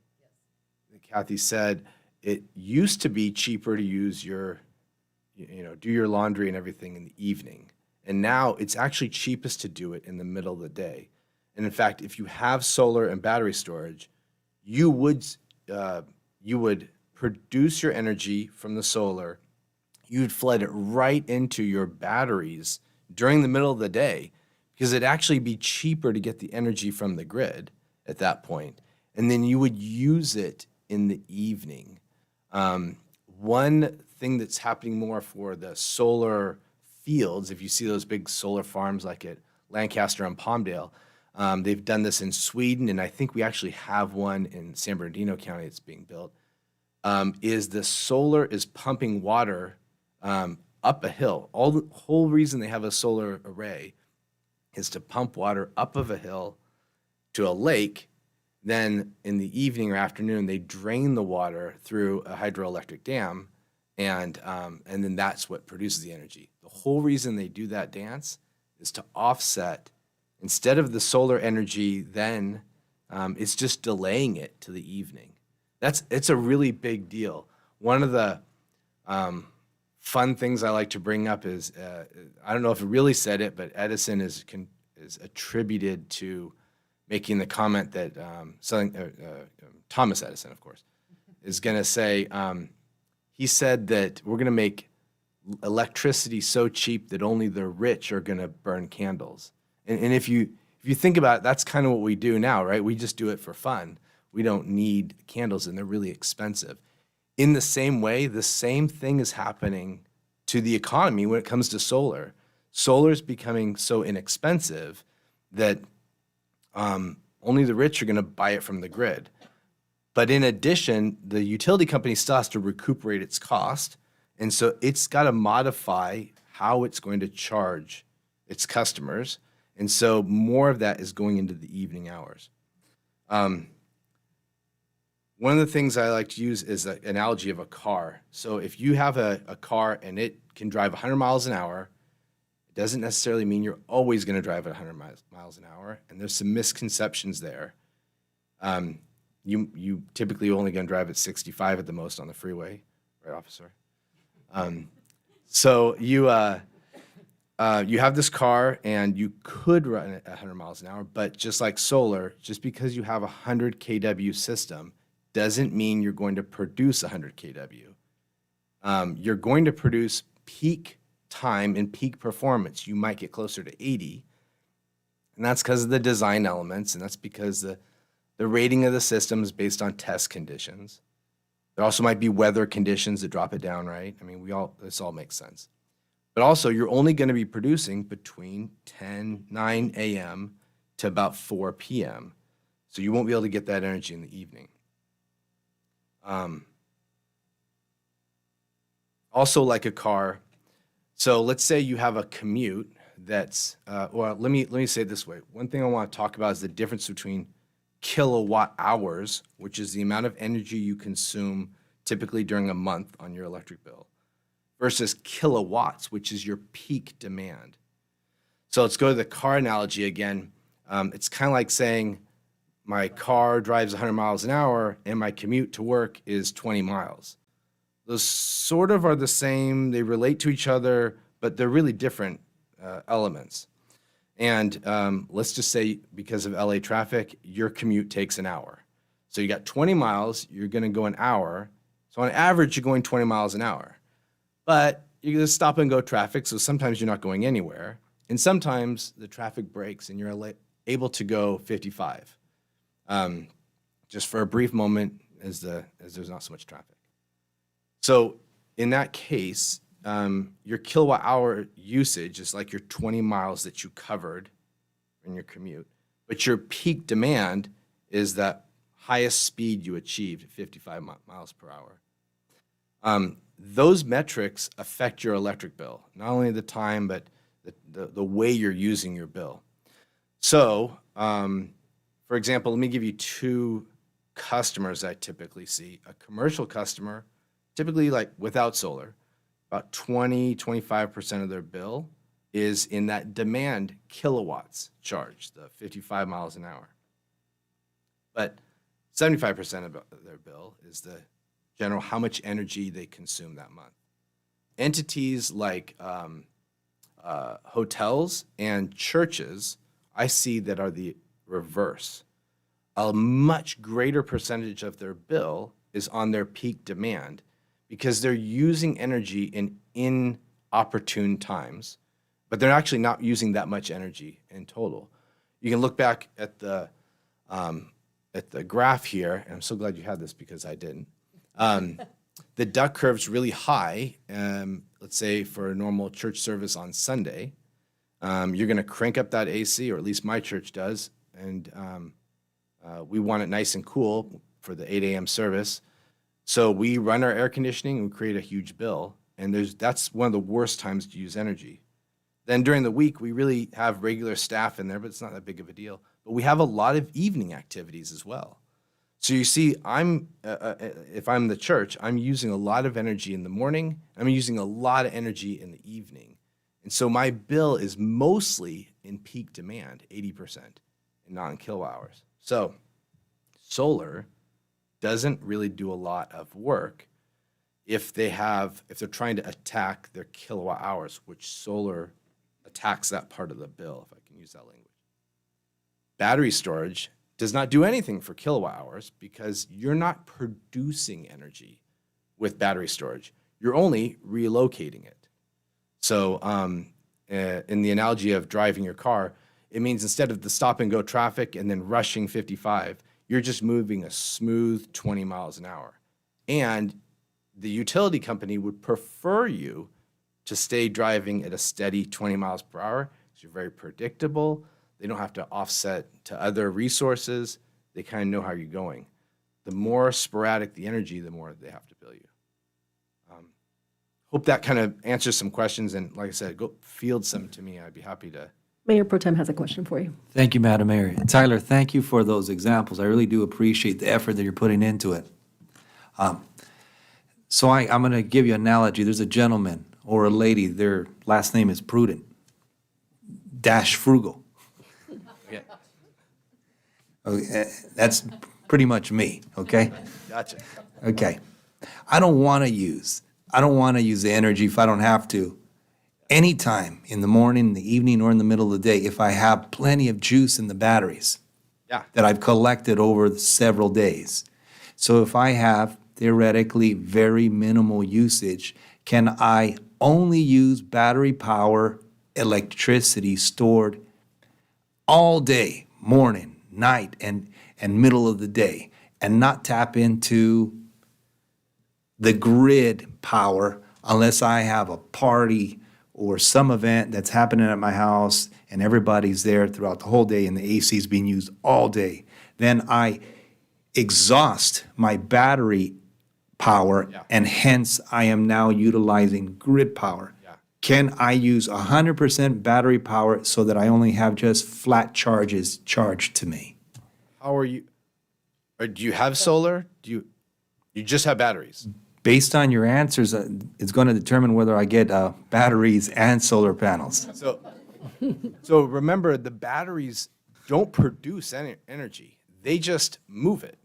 So you could have batteries that charge up when the rates are the cheapest, and we basically just program that into the battery system.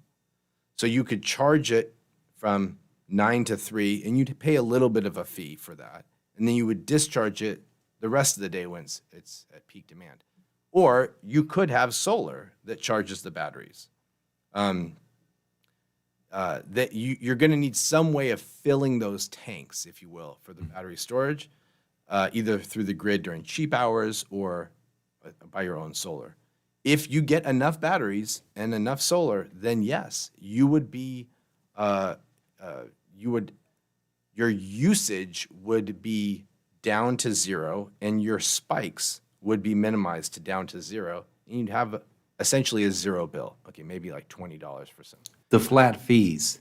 Okay. So a regular house, 1,700 square feet, 2.5 kids. Uh-huh.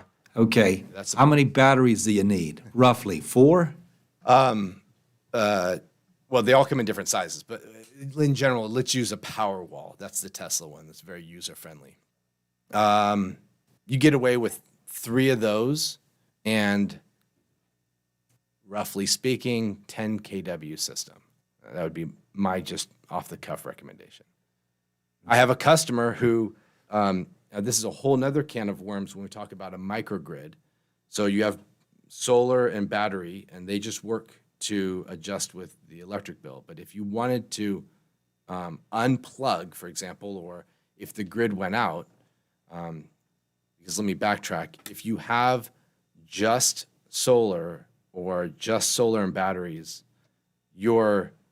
unless it's configured correctly in a special way, the grid goes out, you lose power. Just because you have solar doesn't mean you have independent power. Solar works as like an assistant rather than its own independent generator. And there's a lot of reasons we can get into if you want. But if you created this microgrid, which is very costly, by the way, then you could be independent, but you need solar and battery. I have a residential customer that has that. He lives in Altadena and the Pasadena area. There have big storms there in the mountains that he lives in. Grid goes out for 5 days. He's the only house on the block with AC and lights on all the time. He has, he has 2 air conditionings. He has a large home and a pool, so he really wanted that for himself. But yeah, it's that would be the kind of avenue you'd be going down. Thank you. Any other questions? Councilmember Lara. I just want to follow up. Thank you. Yeah. I just want to get back to that example of that resident.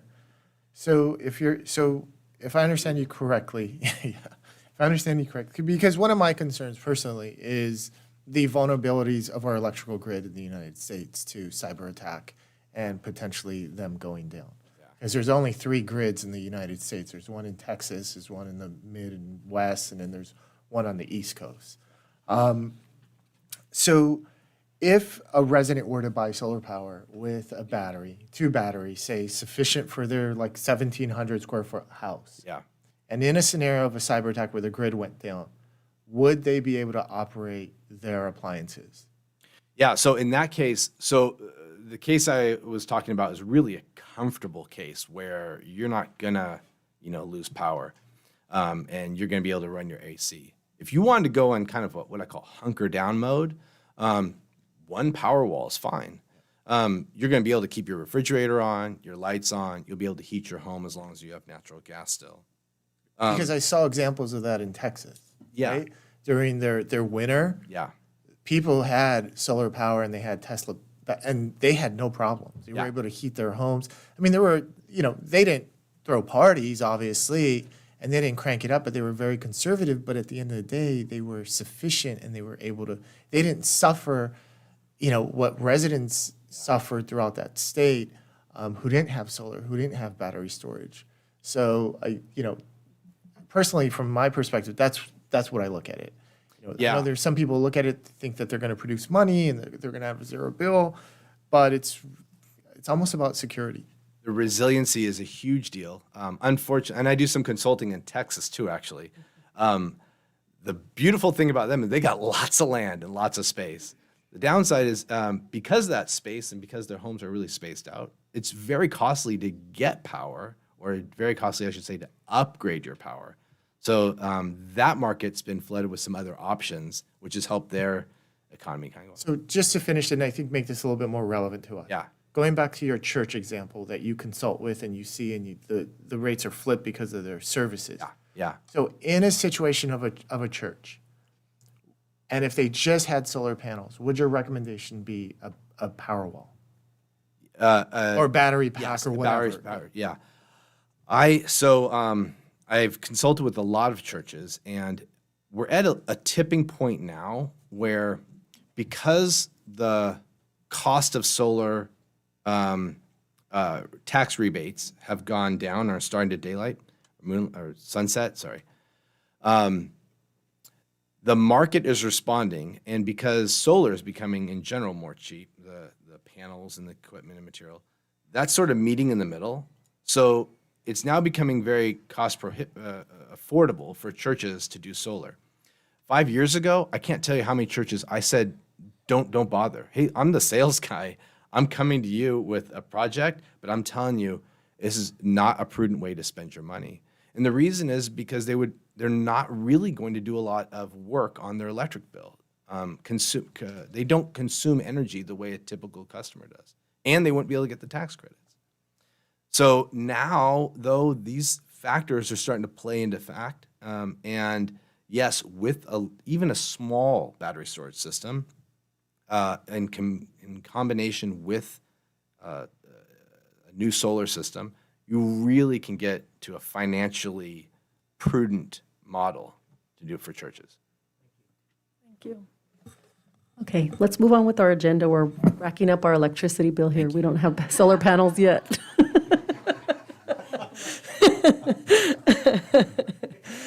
We can bring up our next speaker regarding the rates, correct, City Manager? No, that's it. Oh, that was it. Okay, thank you. Next item is we have a public hearing. This is item number 1 regarding the Community Development Block Grant for fiscal year it says 2091, but there's a typo. It's 2021 to 2020. We have an expansion of our small business grant program where we received $50,000 from our LA County Supervisor, Janice Hahn. So I am going to open up the public hearing right now. Do we have anyone online or in person that would like to speak regarding this matter? None? Then I would like to close the public hearing. And do I have a motion or any motion from council? So move as recommended. I second. Second? Okay. All in favor, say aye. Aye. Aye. Aye. Any opposition? None. Motion passes. Thank you. Next item, we have our public comment. Thank you for those of you waiting for our important discussions. First, I would like to call up Joanna Rosas, if she's still here, if she was able to stay. I think she may not. Joanna Rosas? I believe she had to leave. Let's call up Johnny Garcia regarding pickleball. Thank you, Madam Mayor, members of the City Council. Good evening. My name is Johnny Garcia, a long-time resident here in the city of Pico Rivera. If I may, Madam Mayor and council members, I would like to acknowledge our parks for their great work that they do. Pam Uger, her team.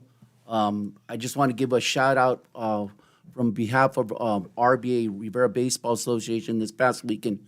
Pam, you and your team for all your support. We were able to get through the weekend. And Captain Hutek, Carla, and one of her colleagues, I want to say Robles, but I'm not sure. They were very supportive over at Rivera Park this past weekend. So thank you both for your teamwork and supporting RBA over at the park. Thank you.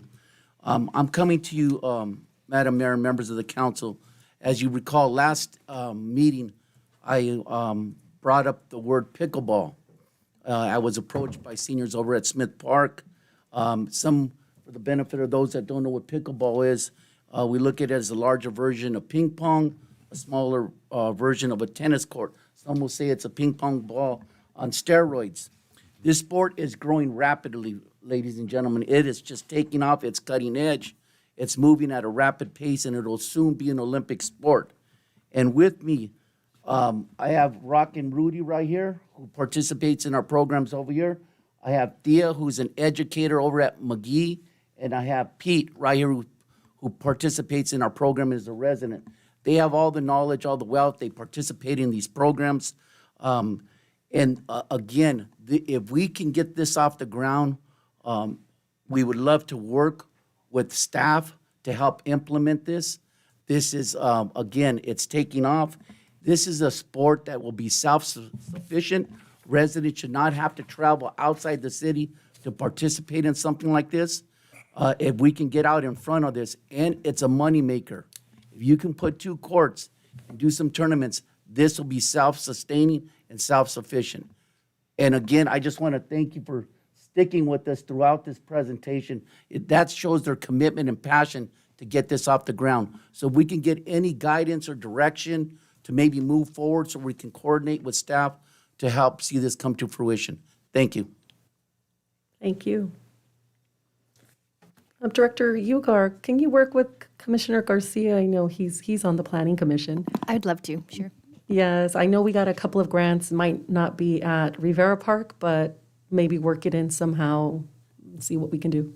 Mayor, if I may, I know we waited to our comments to ask for seconds, but I think pickleball is a great idea. I think that is an option that we do not have, and we're always trying to provide these options. So, and we're currently, now that we got funding for Rio Hondo Park, I want to see if I can get a second to maybe incorporate that into the design as we talk to Director Pam during this process. Sure, I'll second that, and that's within our jurisdiction to direct our directors, so. Thank you. Thank you.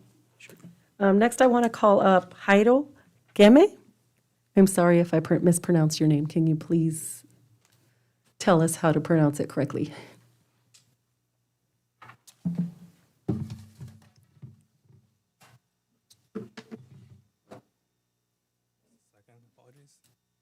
No, that was perfect. Thank you. First one to do it, right? So kudos. Good evening, City Council. My name is Jairo Geme, and I am a resident of Pico Rivera. I'd like to make 2 comments on 2 things, or I'd like to comment on 2 things, rather. First, I would just like to express my absolute support for the extension of the Gold Line through the city and up to Whittier. I've been a lifelong public transit rider and lifelong resident of Pico Rivera, so that means I hop on the 10, the 60, the 40, the 265, whatever's the appropriate bus that I need. And it's often to get to the trains, because the trains are very valuable public transit resources. And I'm disappointed with some of your comments today. I find it personally insulting that when we talk about public transit riders, that some members of council or even members of the public, my supposed neighbors, will talk about transit riders as being dirty, criminals, or just otherwise unsavory characters. My family has been public transit riders for various moments in their life. My mom, who's been a public transit rider her entire life, and just to be denigrated, dehumanized, and just generalized as less than is personally insulting. my request is that you be kinder, better people. That's all.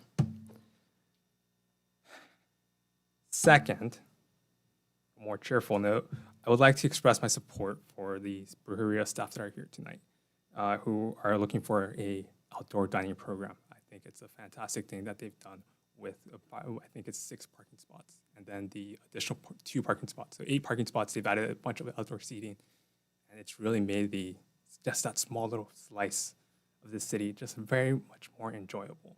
And I understand that it was a very kind of ad hoc sort of thing as a result of COVID. I think having a more permanent program for both Brujeria and other businesses who want to utilize space is a fantastic thing. I know that there's some concerns with regards to the amount of parking available in the area. There are 90 underutilized parking spots in that area, the Durfee area. The Chase Bank and then the Union Building, those have parking lots behind that on the weekends are basically empty. And it's a short 5-minute walk from from that parking lot to, say, the VFW. I know they had some concerns with parking. There's our solutions, or rather there's plenty of space available right now. You don't need to go construct a new parking lot or take away their fantastic use of parking space. So be better and give them some outdoor dining space, please. Thank you for coming in this evening. And I apologize that my comment was regarding, not directed at the riders of public transportation. And we definitely have a task force that addresses individuals experiencing homelessness with compassion. So I apologize if that came off. There's no comment regarding the riders as being transients, but there are individuals that may loiter or have crime at those stations, was the comment. So next we'll call up Augustine, I'm sorry, I'm going to mispronounce her name too, Ruelas.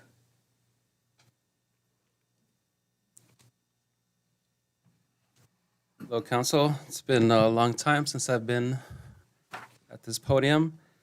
I'm just here really today to echo the same things that Jairo just mentioned, at least about Brujeria. Obviously, we never expected for a pandemic to cause us to need outdoor seating. And we certainly were never prepared to make that happen, right? But once we did, and now that we've been here for 2.5 years, it's actually become something very vital. We have worked with many nonprofit organizations, including some that are here in the city, dealing with animal rescue. We have donated over $20,000 to community organizations, and this is why we use the parking space, right, or the parking spaces in the parking lot to do these kinds of events. We've also hosted Brews and Brushes. We've hosted, pop-up markets. We've done a whole host of events that, again, we never thought we would do, but because of that additional space, we were able to do it. And there has been neighbors that have complained about the lack of parking, but honestly, every day that we are there working, there are always parking spaces available. And even when we have big events, it seems like there's plenty for everybody around. And so we would like the city to consider creating a permanent outdoor dining program, just like the County of LA and the City of LA are doing at this moment, because we do recognize that obviously COVID is not over, but we also realize that we've been able to create culture and community in Pico Rivera, and we want to continue to do it. So, and I also want to thank all of our supporters, some of our owners and staff who are here today to support this and to hopefully, again, have the council consider this as a permanent solution. Thank you. Thank you for coming in tonight. And I'll call up Javier Ramos regarding the outdoor seating permit at Brujeria.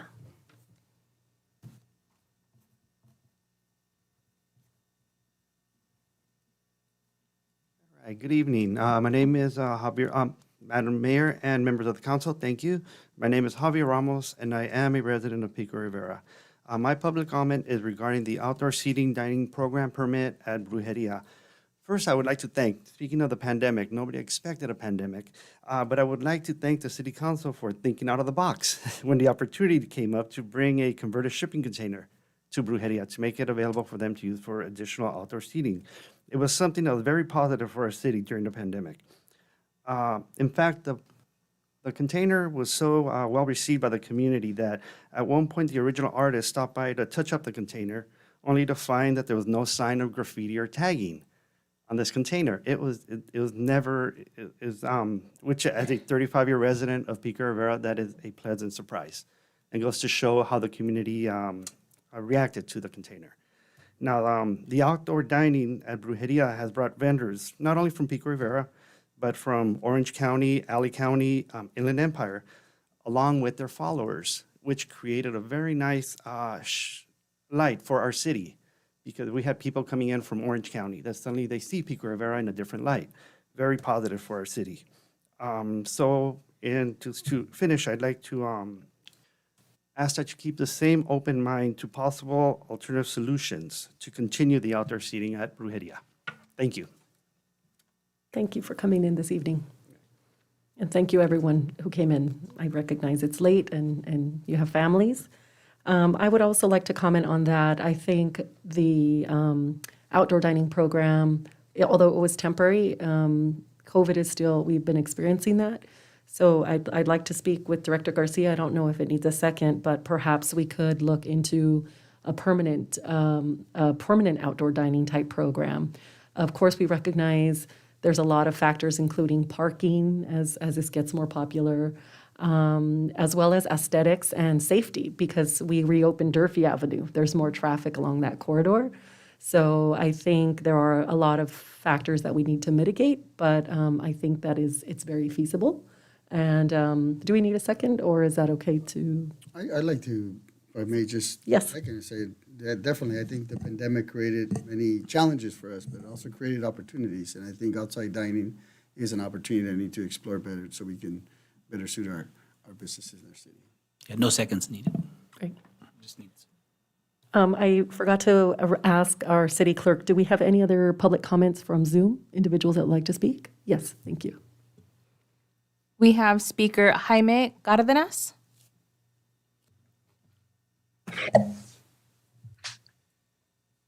Hi, good evening.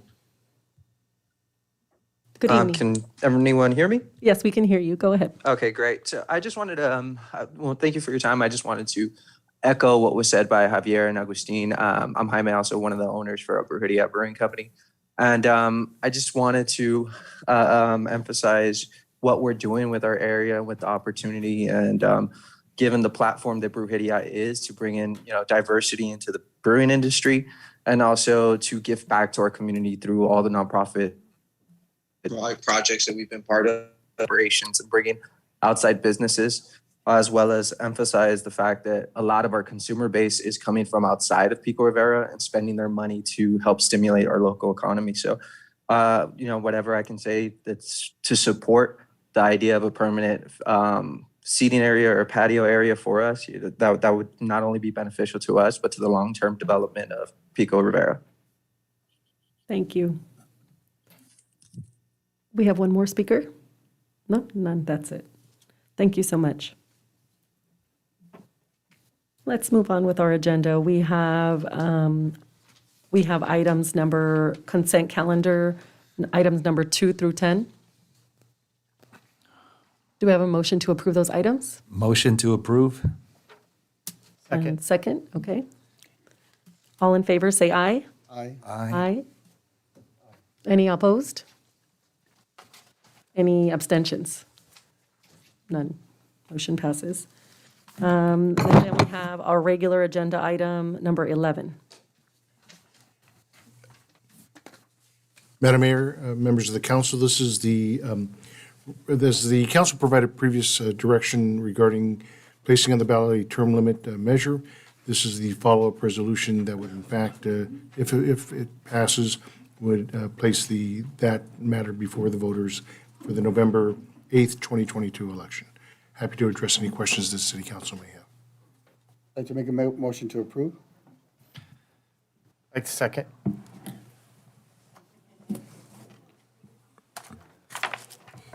I have a question. How many cities in LA County have term limits?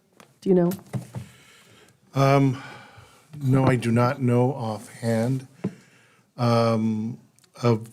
well, our firm represents 7 cities in the Southern California area, including Orange County. Of those, Montebello currently or recently adopted a term limit measure. Linwood did adopt a modification to their term limits. Commerce does not have term limits to my knowledge. Norwalk, that I represent, does not. Huntington Park does not. So it's kind of a mixed bag, really. And what's the average of the term limits? Is it 8 years, 12 years? For example, Linwood just had a measure before their electorate. They had an 8-year term limit. They extended it to 12, and the voters approved it overwhelmingly by 2/3 vote.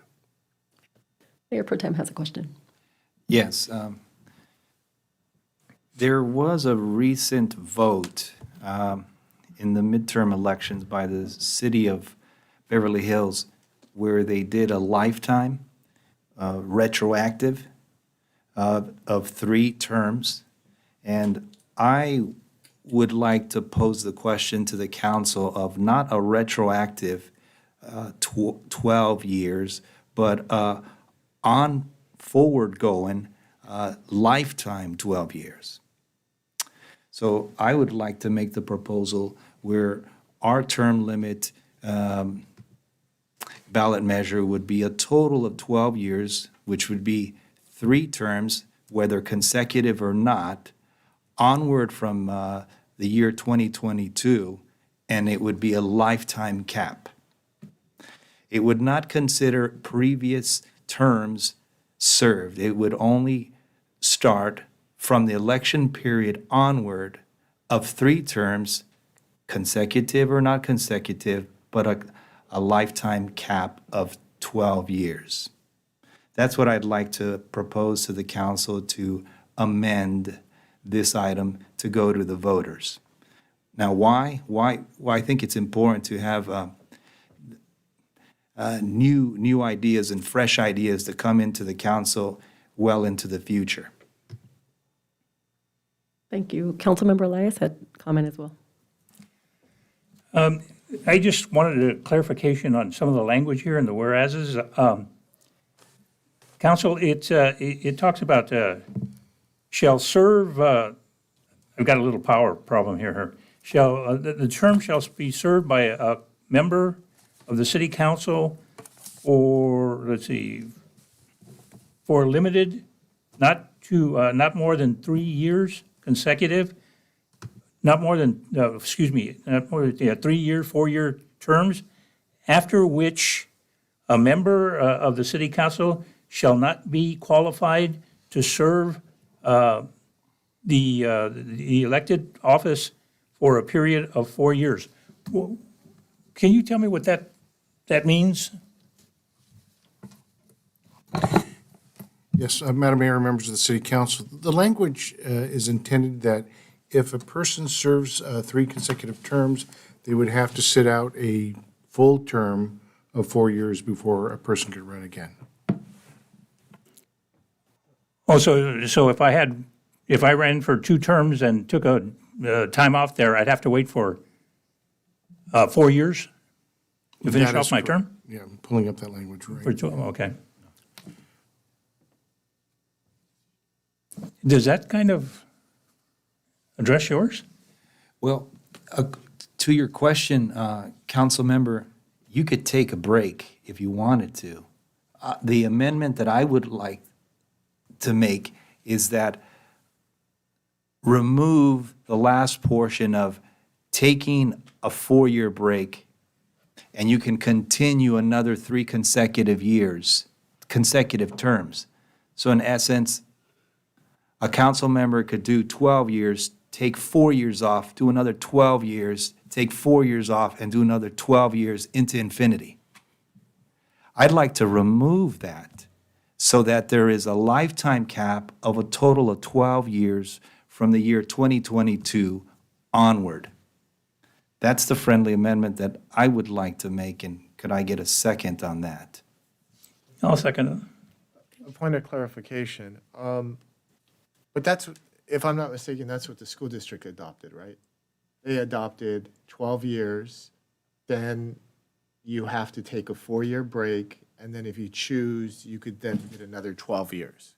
Oh, Yeah, that's what we voted on, I think, during. that's not what it's saying here. No. I'm not saying that's what it's saying, but I'm saying that that's what the school district adopted, correct? That's what this says. Okay, yeah. That's aligning with what the school district's doing. Okay. So we have first motion and a second is to adopt as is. Our subsequent motion is it a motion or amendment? Just so I have clarification, because and that's on a prospective course of action, so that if any member of the city council who currently sits, then in the next, after the November 8th election, when you calculate the 12 years, it doesn't pick up any service time that's been accumulated prior to November 8th. Correct. Not retroactive. Okay. So the proposal is to delete in section, it's on page 2 of 3, 2.08.070. That's item subsection B, which defines term limits for members of the city council. And the second sentence of that subsection, which currently reads, nothing in this section shall act to bar any person from serving as a member of the city council after at least 4 years have elapsed from the person's last full term as a member of the city council. And what is being recommended, the motion is that if any person serves a total of 12 years through their lifetime, they cannot serve any additional time on the city council. Correct. And there's a motion and a second. Yeah. And then we need to have a roll call, Mayor, on that motion. The first motion, and then Mayor Pro Tem suggested the amendment. Let's see. So now that stands as a friendly amendment, or actually stands as a substitute motion, a substitute motion to the original motion. That has been seconded. So this substitute motion, which has a 12-year lifetime term, currently serves as your main motion before the body at this point in time. Okay, we'll have a roll call vote. This one is regarding Mayor Pro Tem's motion to have 12 years term, no 4-year break. There could be a 4-year break. Yeah. There could be 2 terms served, 10-year break, With 12 years total in the. 12-year lifetime cap, starting from the date that this actually gets approved by the voters. Okay. So I'd like to offer a substitute motion that we table this item to the next city council meeting. Just because I'd like to think about that a little bit more. And that we vote on it in August. Is it we don't have enough time? Okay, fair enough. Then I withdraw that. We will possibly have a special meeting, because if we get the poll results for what we're doing, we'll like to bring that back to council to make that deadline, so. It's a resolution, so we're fine. Okay, so roll call vote on Mayor Pro Tem's motion. Councilmember Elias? Aye. Councilmember Camacho? I like the original motion that mimics the school district voted motion that they went forward to the voters. So I vote no on the substitute motion. Councilmember Lara?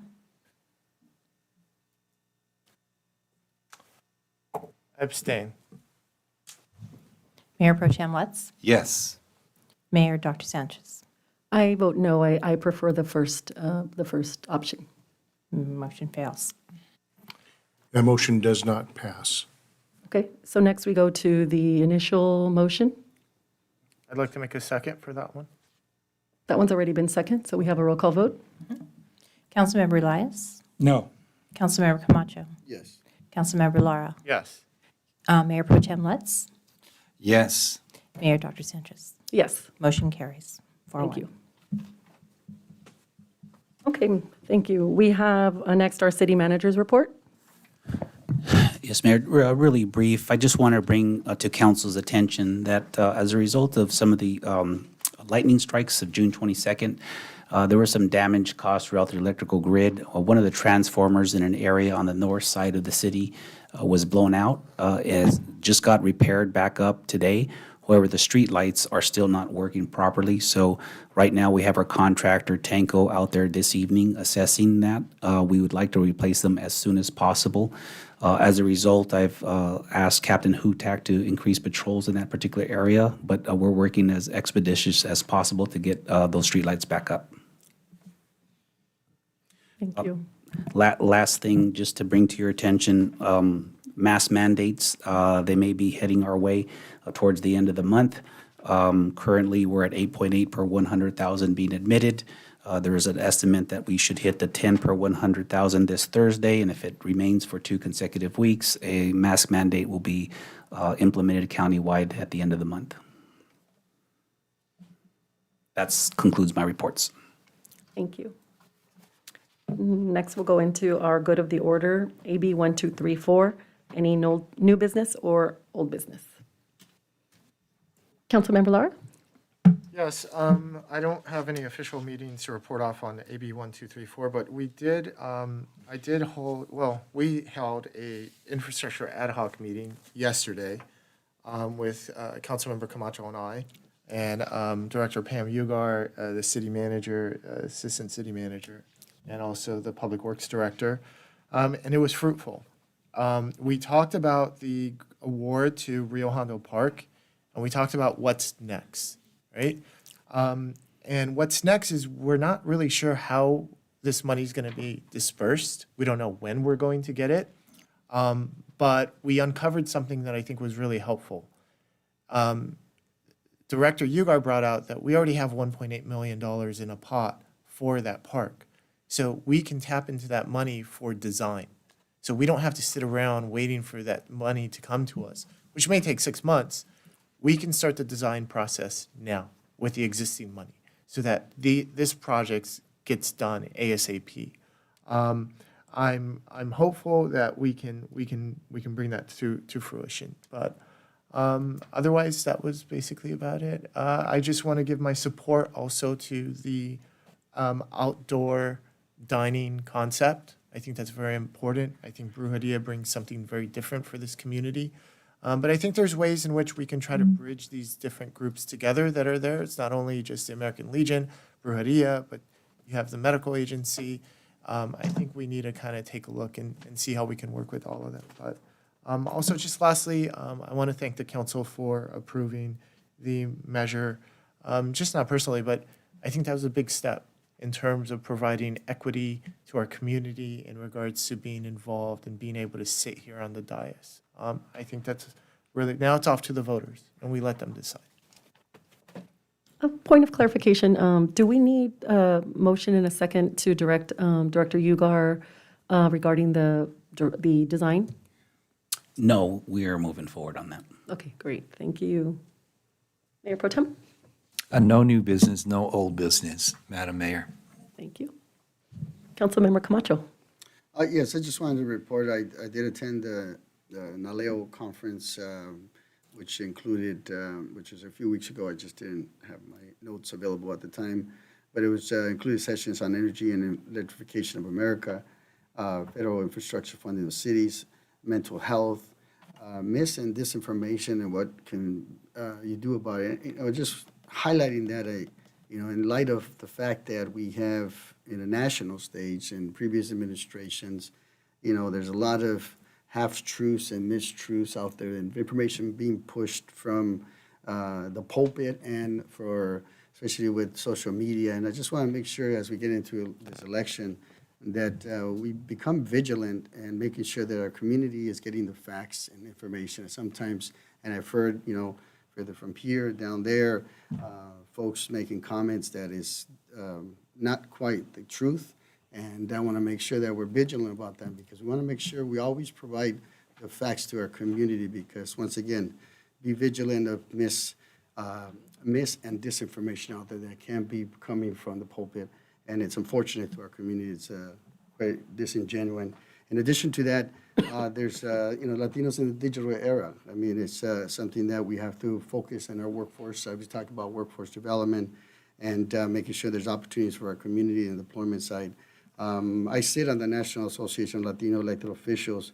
I'm proud to sit on this board. It's a national board, nonpartisan board. We deal with a lot of issues on naturalization, immigration, voting rights, election reform, census. I'm appointing Latinos to executive and judicial positions. This board is consistent of many members throughout the country. I share California with the Insurance Commissioner, Ricardo Lara, the Mayor, Eric Garcetti, my neighboring colleague in the city of Downey, Claudio Fermetta, and myself representing California, which is a great, very prestigious board to be part of and great organization. So that's all I have as far as my comments. Thank you, Mayor. Thank you. Councilmember Elias. Yeah, let me begin by, please, can I make a correction on my vote there? On the, this is so important. This term limit situation is a milestone for this city. And I wanted to record a unanimous. So please, thank you very much. I want to talk about the parking ad hoc. We haven't met since the last time I spoke, but we had a recent Planning Commission meeting, and it was part of the commission's recommendation that we review the parking situation with Warmington. Am I correct? That's correct. Okay. So, I think that's, I think that's important. We'll have a chance to be able to talk with them. Now, I didn't see any requirements that they actually exceeded the parking requirements that exist right now. But the situation was that the commission was very thoughtful in thinking about the future demands, the density of the housing and so on and so forth. So Warmington was more than willing to work with us and the ad hoc in providing some recommendations not only to the Planning Commission but to the council. Okay, my other point is I appreciate the monthly managers' reports. The only thing that I was short on was that I didn't have any information as to how many loans were provided so far, business loans. Yes, we have that information, and we'll distribute that to council this week. If we could have some numbers, again, that would be great in terms of doing it. I also had the opportunity of reviewing the monthly financial report from Ms. Garcia. And Ms. Garcia, it's a very good report, but what I want to do is that I want to provide some clarification to our residents on this thing. One of the items that you had as a bullet point was operating transfers includes 1.065 million sales tax pledge from the general fund. Can you explain to our residents what is our sales tax pledge? Yes, sir. Good evening, Madam Mayor, members of the City Council. So that $1,065,000 was the pledge commitment on the 2001 tabs, reaffirmed by the 2021 tabs as to what was pledged to the state that the city would contribute towards that successor agency obligation. So it was a debt? It was a debt, yes. Okay. It was a commitment through one of the borrowing agreements between the city and the county and the state. The next item was non-operating transfers out includes 5 million successor agency refinancing expenditures for 2001 tax allocation bonds. Can you explain that? Yes, so similarly, when we brought, more than a year ago, when we brought the 2001 tab refinancings to council, the best and most prudent option at the time was to put towards the refinancing the $5 million that the general fund had been holding on to for that purpose. So, the accounting step is to take it out of the general fund, infuse it into successor agency to repay or to refinance those. I believe at the time it was $22 million. Now, as I recall, when I first came into council, I was aware that there was a debt that we had to Los Angeles County in terms of bonds. Mr. City Manager, do you remember that? Yes. How has that been resolved? Yeah, through this whole process of refinancing, we actually have a plan. This is what's refinancing it? That is correct. Okay. Did we have any luck with the negotiations that were occurring in terms of the amount?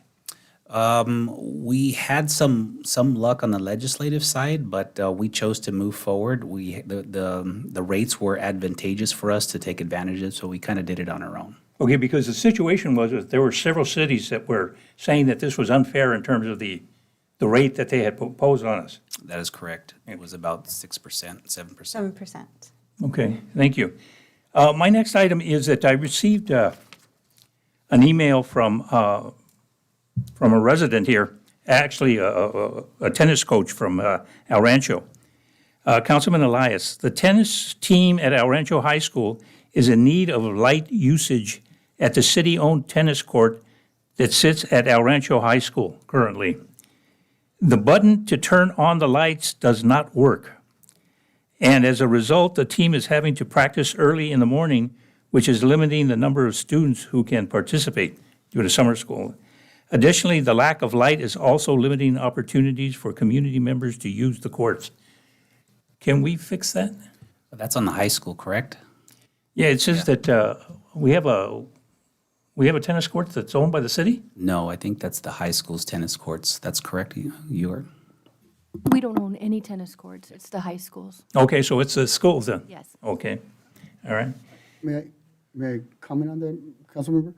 There is some kind of dynamic where the tennis court was built by us or paid for by us some time ago, but during many years, kind of transitioned the responsibility and oversight of that tennis court to the high school. Hence, we don't really have anything, but I know there is something, and I'm not sure if that got caught up in the joint use agreement, but it's maybe something, I know I'm getting our city clerk now ahead, there is something in there. That maybe we should take a look at it. Sure. But there is something with that respect. We'll definitely take a look at that. How are we going to approach that? I think right now with, you have a meeting coming up with, or have been having meetings with the new superintendent. I think that's a discussion you can have. Yeah. Figure that out. Yeah, definitely. The intent would be to see, who actually maintains it. If we have that jurisdiction, then we'll fix it. My next item, and again, what I have here is, it was actually a request from our fire stations.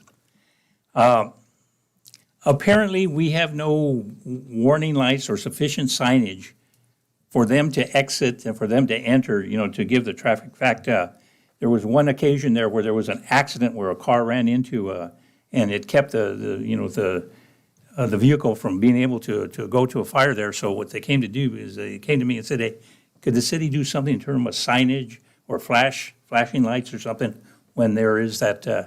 Is that the one off of Rosemead? Is that the fire station?